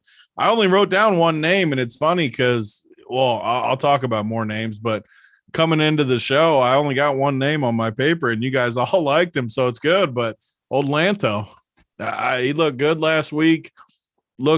Everything about him looks good for he's my favorite this week for sure at any price point. Love Lanto. I do think he's going to be chalkier though. Just listening to you guys talk and then the content, that doesn't matter. Like you guys said, even if he's 20%, which I think he could be, it's fine. I'll just go 40% and get even more than that. So love him. I mean, I don't know. This range is loaded. Even at the top, you got, I mean, guys like Rose, Keegan, and Billy Ho, they've shown in the past they can have big performances, and they're all under 8K, which is a nice price point. So, I mean, this range is loaded. I mean, I think you go 20%. Some of the guys I'm not going to play, I guess is a better way to put it. Not going to play Siwoo. Same reason as always. Small Noodle, not playing him. I'm not going to play Mackenzie Hughes. He's kind of a target golf type guy too. I'm just not going to play him. Not going to play Neiman. Who else am I like Hoagie. Wise is like the odds play, I think. All the odds people are getting on Wise. He's a good play, though. Noren, not going to play Noren. Never going to play Jason. How about Jason Dale? Did he end up missing the cut last week? Don't know, because I don't follow him, and I most certainly don't play him. I know he was crushing, though. 49th. Oh, he did make the cut? It was close to missing the cut, though. He was crushing early in the week, though, and everyone was like, oh, I wish I played Jason Day. Still finished 49th. I thought he might have missed the cut. Yeah, 75 in round 2. Yeah, I mean, not going to play him. I'm not going to play Johnny Vegas with you guys, though. He didn't look good to me last week. People always – you just can't – there's so many guys in here, like – I can't play them all. I don't feel good about Johnny, so I'm not going to play him. Who else don't I like in here? One guy that I never play, I make fun of every week that I am going to play is Snads. I'm going to play a little Snads this week. He looked decent last week, and he's got good history here. After your comments last week, how do you come back to that guy? I like his course history. Yeah. Oh, he likes his course history now. And he looked good to me. I'm not going to do this tonight. Oh, wait a minute. My build fits this guy perfectly. So hold up. I'm going to play this guy now. NBA Streets. If you haven't been in there, check him out. That's got to be the most shocking part of the show so far. I knew people were going to get on me for that. Freaking Snads. No, I've made fun of him for a long time. He'll probably let me down this week, but who else? I mean, Cam Davis. I always like Cam Davis. He's going to get some ownership too. Fowler sucks. I mean, I'm not playing Windham with you guys either. He looked terrible to me last week.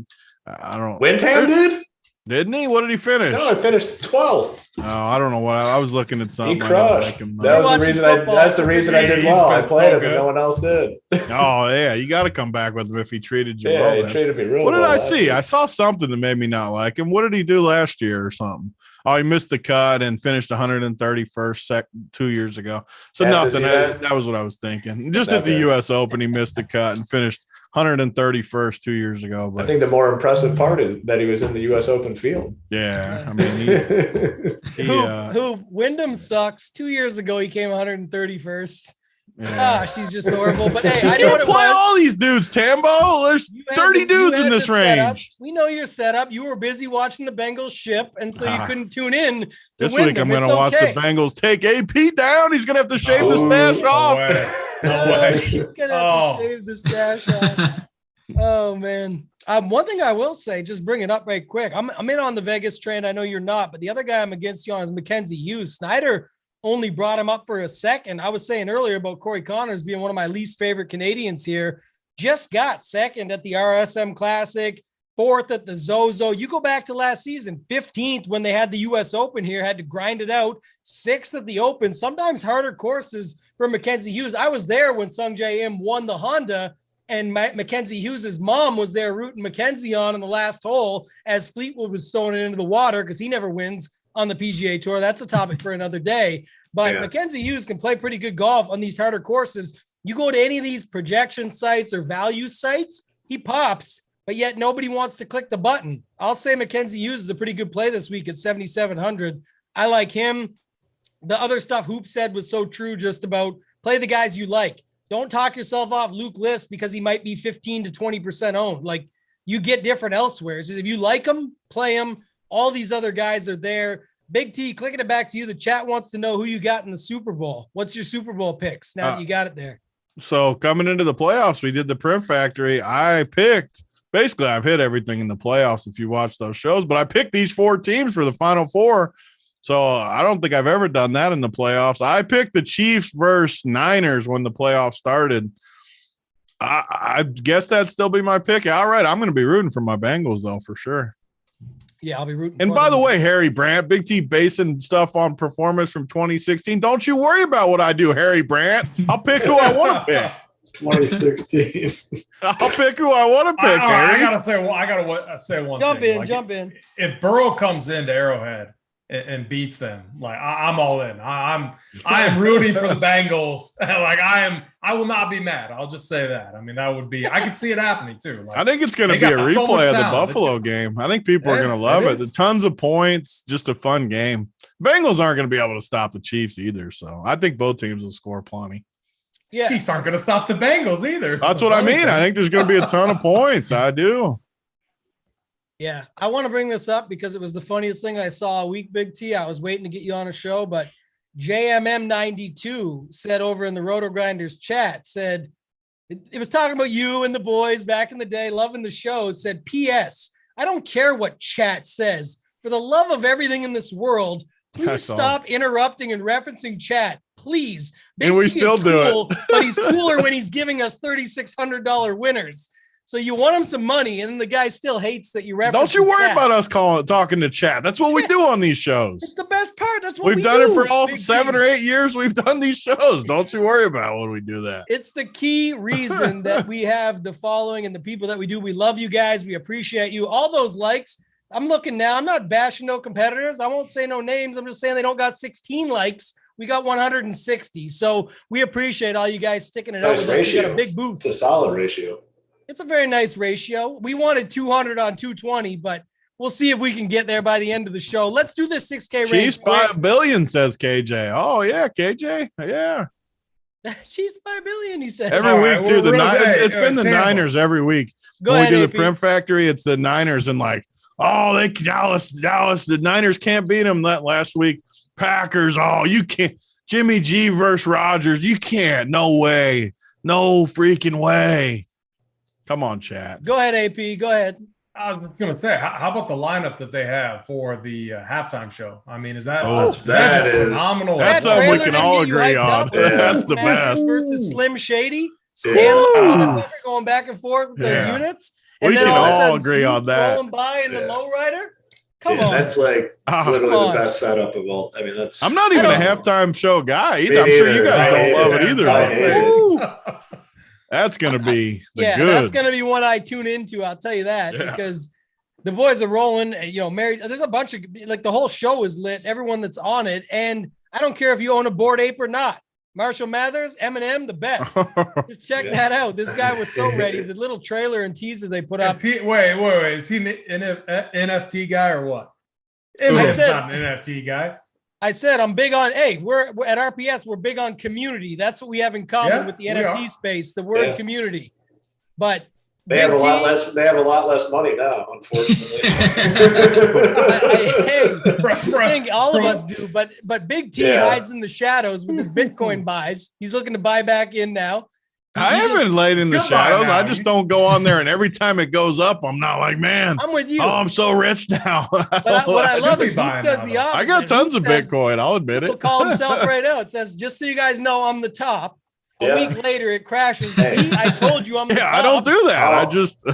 I have no problem broadcasting my losses. I bought Bitcoin at 65K. Here I am. Like, just as long as you don't sell it. Those are the worst when you buy it and then sell it. I didn't put like a ton in there or anything, but like I take some responsibility. Show said over there looking like G-Eazy up top with them hair. That hair. AP back. sent me a Snapchat on Saturday or Sunday. I mean, he looked good on AP's couch. The hair was all done. He was like at the edge of the couch too, ready to root it in. I mean, he was ready. He couldn't come downstairs. I'm like, you got to keep the wife away from that.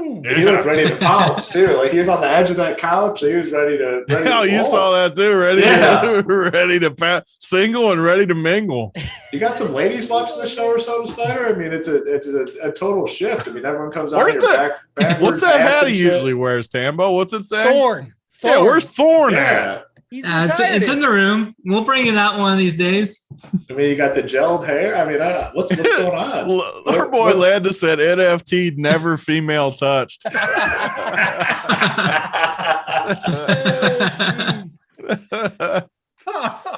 I still have like 150 Tiger Draftkings NFTs if anyone's interested.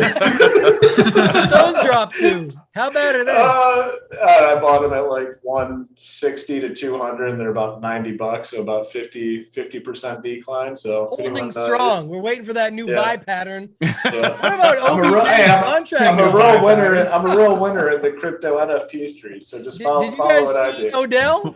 Odell took all that money from the Rams in Bitcoin, and they said I think he's earned $34K now. He might get a ring, but it'll be with $34K to go with it. Is that worth it or not? What do you think? The one thing that annoys me so much though is when it goes up, you get the one side just victory laps, and then it goes down, and the opposite side laughs at them, and it just goes back and forth. And you zoom the chart out, and it's like the fucking thing is still sky high from way back when. It's like it dipped to 30K from when most people got it back then at like 10 or something. The only thing you literally can't do is just buy at the top and sell when it goes down. You just can't do that. Anything else. Yeah. I hope you're not holding any of those NBA top shots. I don't see a comeback for those. I don't like the comeback there.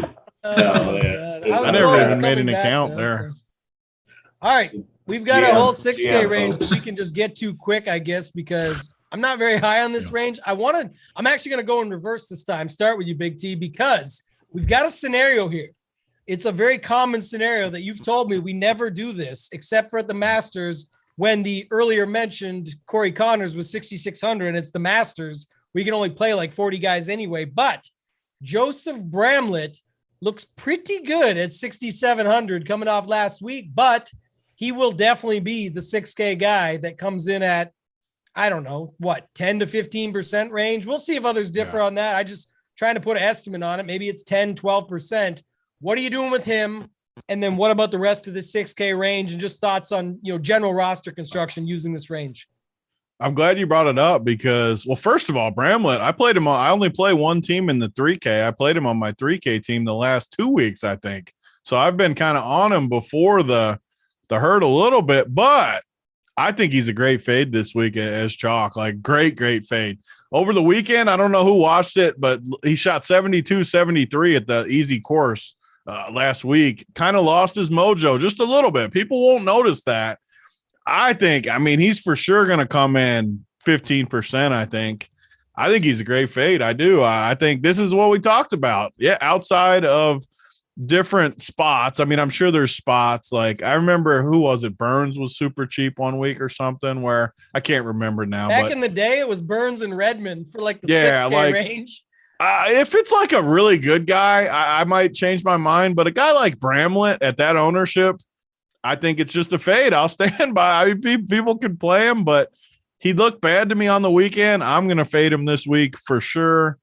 And honestly, the 7K range is so strong that it's going to be one of these weeks again where I don't want more than one of these guys down here. And just going down the list, I mean, I don't see that much down there that I love. I mean, I'll play a little bit of our boy Hank the Tank.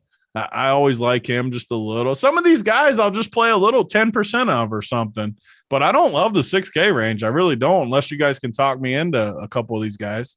I love that you brought that up. I got to steal it before we circle around and get to my boy Snyder. But, we have to put a number on RPS, and I guess Bramlett's interesting down here. But the guy that I like is $100 more, and his name is Taylor Pendrith, another Canadian. That's Snyder's boy, too. It's absolutely a perfect course fit for this guy at 6,800. And you want to talk about Corey Connors? We're talking about his roommate, Taylor Pendrith. He moved him right in with the wife and all. They live together. That's a nice tip. He told the wife, I got a young stud. He's probably collecting a percentage off his ass.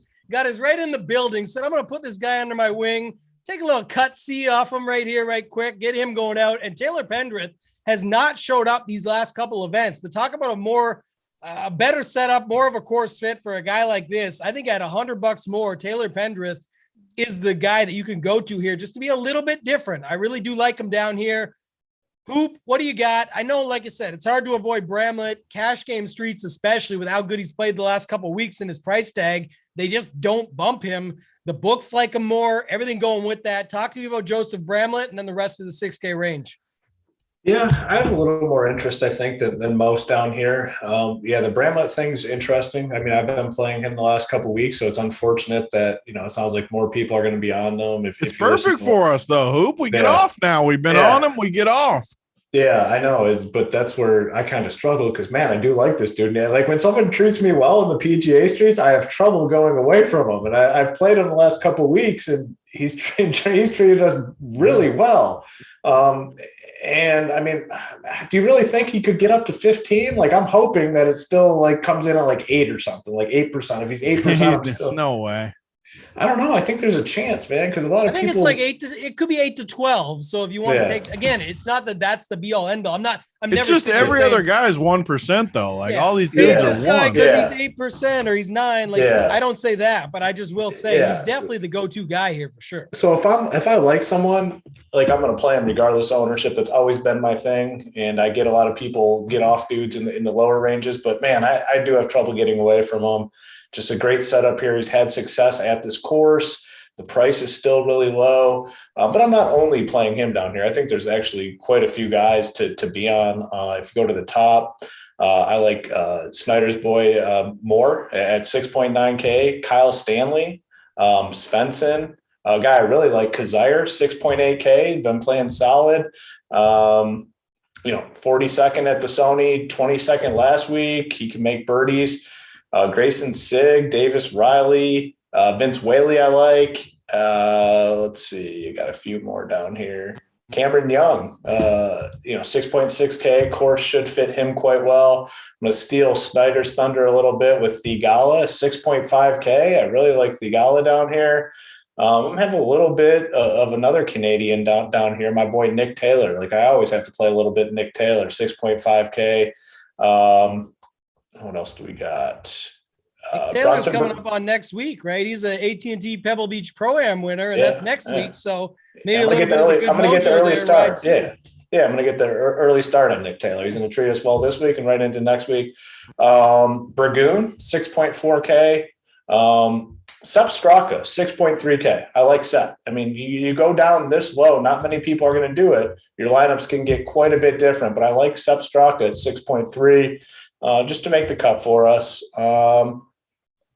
That's probably about it. The other guy had Kevin Tway. I mean, these are just dart throws, 3-4% type plays, but Kevin Tway, 6.2K, tons of risk, obviously, but dart throwing tournament. So I'm going to probably have 10 to 12 dudes down here. Some of them are pretty uncomfortable. Honestly, I feel good about a majority of them.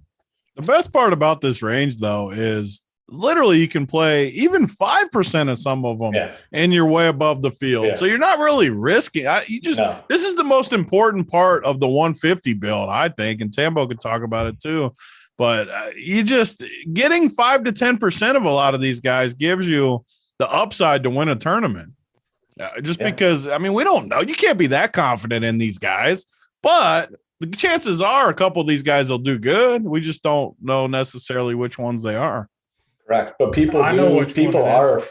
Nothing gets me more excited in I PGA got than he AP's hasn't been cheapies. Oh, I got a good one. I got a good one. We got to go to T. Snyder first, though. I got to Now I'm He excited. needs a minute. He needs a minute. Snyder, you go ahead. I like what Hoop said. I will say this, just in this range.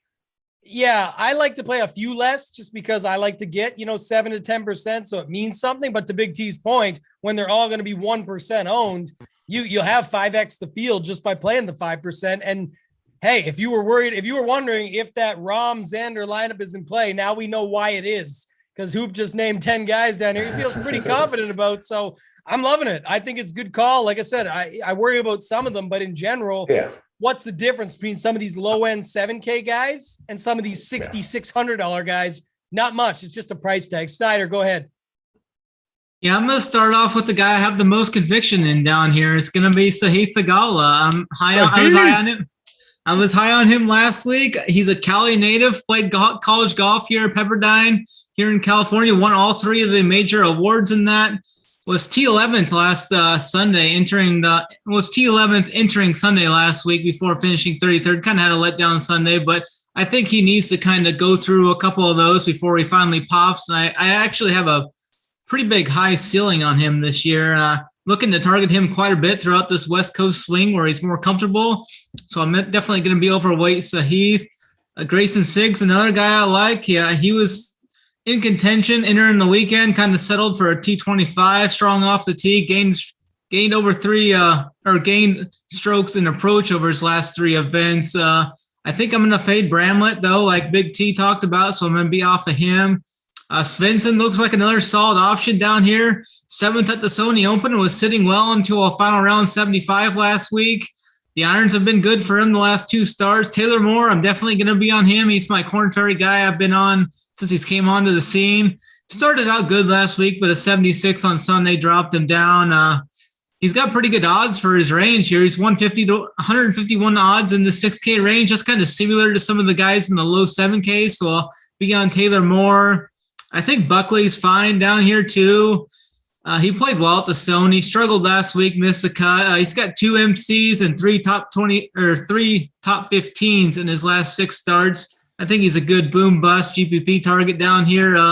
Mainly going to be on Theegala, Moore, Svensson, and Sig, I think, down here. Love the Sig call, especially. Another talent. You and I have both been aligned on that one. And, it's been up and down, but at the same time, this is a spot, 6,800. I think it's a perfect spot where everyone's on the guy at 6,700 in Bramlett.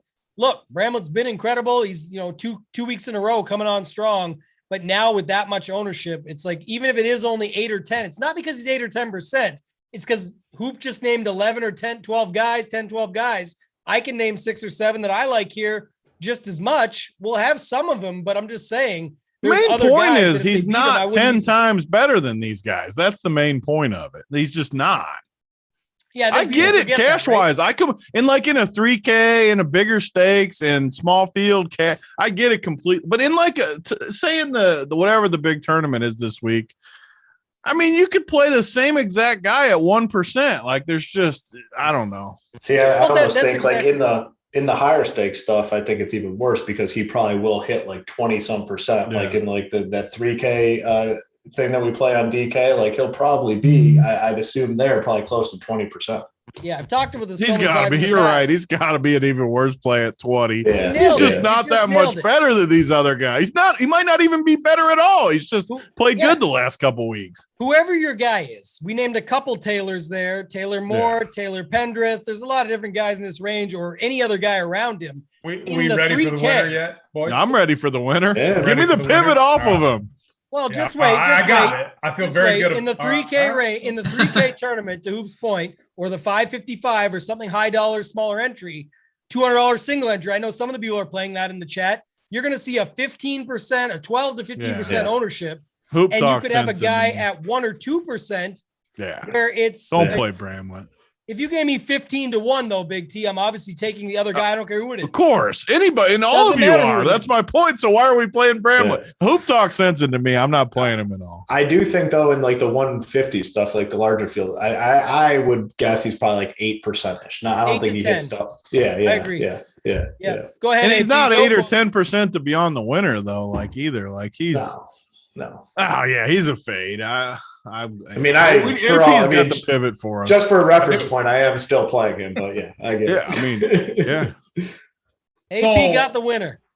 This guy, no one's mentioned him. Okay, no one's mentioned him, and it's not JJ effing Spawn. My kid's walking by. It's not JJ Spawn. I've heard JJ Spawn pop on a couple things, and Cali native, whatever. No, it's not him. It's a much better play. This guy, he actually checks like every box that I'm looking at, and he's going to be sub 2% owned in this range, maybe sub 1%. He's a guy that we've already talked about. He looks like he could be Hoop's brother. This guy has improved each and every year that he's played here. So in 17, he debuted here. He missed the cut. In 18, T73. In 19, T40. In 21, last year, T18. He had a brutal finish to his season last year. Missed a ton of cuts. Came out on social media. Just took the off season. Just really committed to his game. Started working on a bunch of different stuff. He comes up at the Sony. Finishes T42. That's when we hopped on him. He followed it up with the T25 at the Amex last week. Off the tee game was good. Ball striking was very good. Now, the thing that matters here is this dude is very good on POA. Ranks 12th in the field, the entire field in putting on POA. JT Poston, 6,400. No one is talking about him. Phenomenal course history. Good pairing, very comfortable pairing. I like everything about him. I like that no one's talking about him. He's the notebook play of the week. 6,400 on DraftKings. JT Poston. Not even on the playbook yet. Love it. And I have to tell you, I have to admit, I built some teams earlier and he is currently in my player pool. Love the JT Poston call. Right. Love it. I'm with you. I'm riding the post man with you. Like AP said, great week last week. Really good results here. Last year 18th here. So I think that's a good spot to go back to him. 6,400, like you said, just nobody's talking about him. And there's not even many around him that any are talking about. So if you're looking for, like someone said in the chat earlier, I wish I could spend some DK coins to get some more money. I got the perfect lineup if I could just get a few more dollars. Well, 6,700 is your boy Bramlett. 6,400 is your guy JT Poston. There's your $300 you were looking for. So like that call quite a bit. Anything else that you guys want to talk about here? Hoop, just kick it back to you. Anything else you want to talk about for this slate? We'll go around table here. Nothing in particular. I mean, I think we broke it down quite well. And, the one thing we always talk about on these shows is the, people, when people build lineups, that they try to avoid risk as much as possible. So it always forces people into this middling tier build. Yes, they might start with John Rahm, but after John Rahm, they're going to come down into the 8K range or the 7K range. I mean, people love avoiding these cheap plays that we just touched on, and they like to avoid taking the risk. And I don't know, this is a good slate, a good event. We're finally getting the fields are starting to turn in the right direction where they're getting stronger and stronger. Certainly looking forward to this one. A little bit unique this week too, the Wednesday through Saturday. So we get to sweat golf Wednesday through Saturday. And then we got the big boy event on Sunday with the 2 NFL games. All right. Give me your winner and your long shot for the week. So my winner, obviously we all love John Rahm. It's a great spot for him, but can't pick Rahm. I'm going to go. I truly believe this guy does win this week, and it's Xander. I love Xander, 10.1K. I think Xander ships this week at what would, I guess, technically be his home course. The long shot is going to be my boy Wyndham Clark. Love Wyndham Clark this week. I think he can compete on this long track. Shoffley up top, Wyndham down low. Let's go. All right. I like it. Snyder, we'll go to you next. Just talk about anything else you want to add into this slate. We obviously did a 2-hour show here. We're 20 likes shy of 200. We're still hoping we can get to the 200 likes. But like I said, we're destroying it. based on 200 watching. So that's incredible. Anything else you want to add for this slate, Snyder? And then if not, just roll to your winner and your long shot for the week. Not too much. I think we hit everything pretty well throughout the show. I do think we're going to have a pretty good advantage for the first 2 days in Showdown. I hope people kind of overlook the north to south course advantage that we're going to have. So I'll have that up in the Showdown playbook. It'll be on the side here. Round one will be up here probably in 30 minutes to an hour after the show's over. And then excited for that. My winner for the week outside of Rom, and I do like the Xander call too with Hoop. Those are my top two guys up near the top. But if I was going to slide down a little bit, I'm going to go with Palmer at 60-1. And then my complete long shot punt would be Thompson at 150-1. I like going back to that. Everyone was in on him last week, like you said. Now you can kick back to it. So solid. Again, the Showdown content, guys, if you haven't got it, it's absolutely incredible. Even for round one, I know a lot of people have first round leader bets on the go. That's what I used to say. I'm all in on the Showdown round one content with Snyder now. It's incredible. Hoop puts his core out there as well as AP and others. So definitely get on over there and check that out. Speaking of AP, Yunkle T, the mustache man this week. What do you got for us? Anything else for this tournament? If not, your winner and your long shot for the week. Yeah, just to kind of wrap this up, I'm usually a victim of this, like just, kind of trying to get a piece of this person, a piece of this person. Don't do that this week. Rom, Xander, the best plays up top. I'm a JT boy. Like, JT is my guy.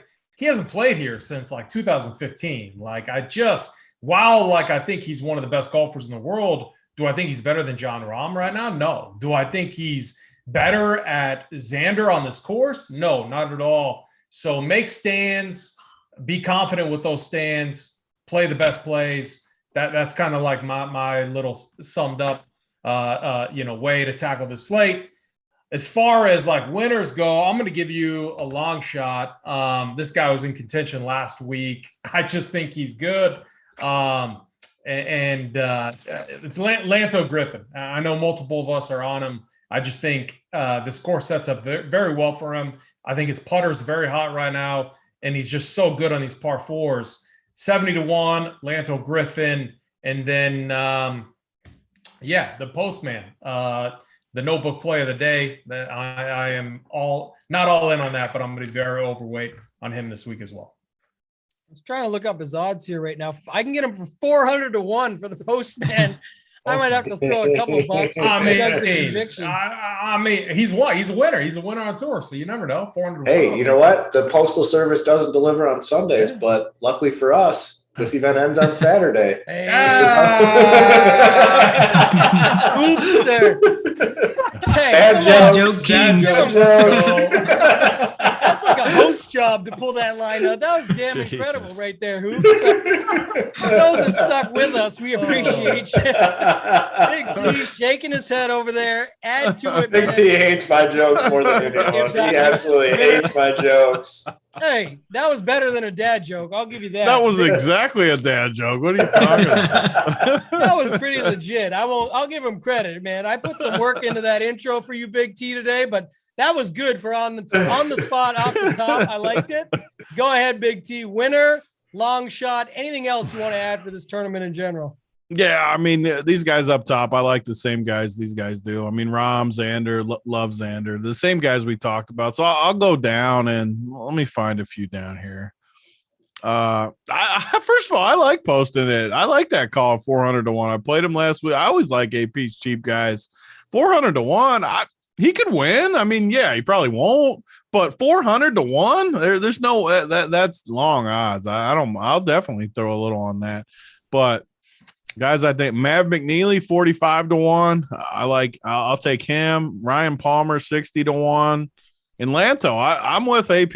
He picked him, but I'll pick him again because he was the only name I had written down.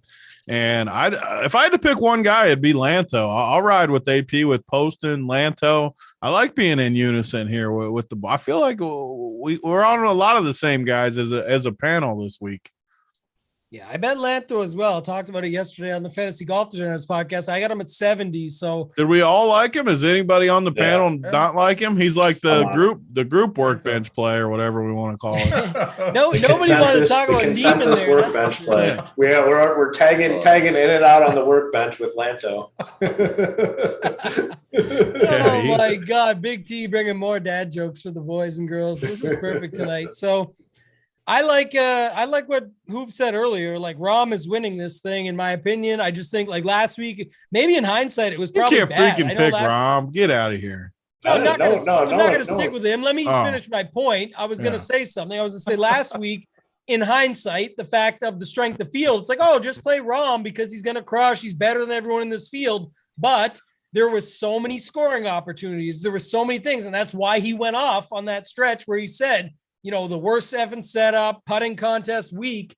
It's terrible because guys can just match him so easily. You guys weren't here for this at the top of the show, but Big T, that's what I said. Like, I think that made sense. And you think about it now, when you want consistency, that's the guy. But if you look back right now, I said it earlier today, Big T was right. He was trying to take the bets in the RPS Discord for DJ.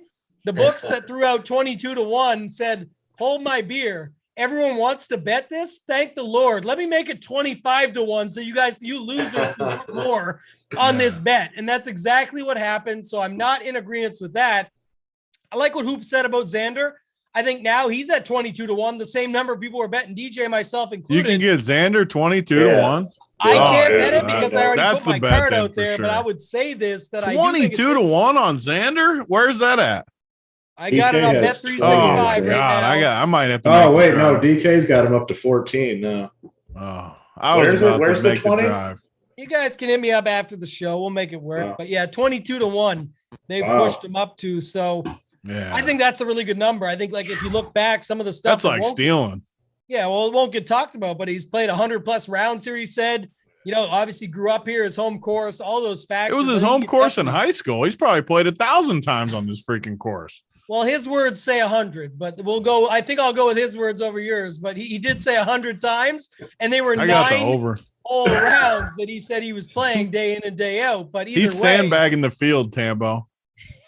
Okay, I agree. Good call. Actually, you would know best about that. You're good at that. So, and long shot, I like the Taylor Pendrith. Like I said, I just think maybe better for a top 20. Snyder just came in his drillies. 275-1 Taylor Pendrith. I think it's a better spot for him than we've seen. I think he's more interesting down there than Bramlett at 200. So I do like that. It's an interesting play. I bet the Bramlett when everybody else did because he was 200. In looking back and what we've talked about on this very show, seems like an absolutely terrible play. So I'll limit my exposure to Bramlett, like Hoop said, in 150. You can get some exposure, but there's just too many other guys around him. Other than that, I think that's all we got, guys. We appreciate you guys sticking with us. We ended up 10 shy, but 210 watching, 190 likes, just destroyed. We appreciate you all. We love you all. We thank you. If you haven't joined Run Pure Sports yet, definitely do that. Get over to the Discord. We'll still be answering questions, I'm sure, throughout the night. Lineups are locking in. Early start tomorrow for Snyder, for AP, Uncle T filling in for Uncle T, Hoop joining us, and the man, the myth, the legend, the variance king, Big T, myself, Toe Tag, and Tambo. Simon, get us out of here.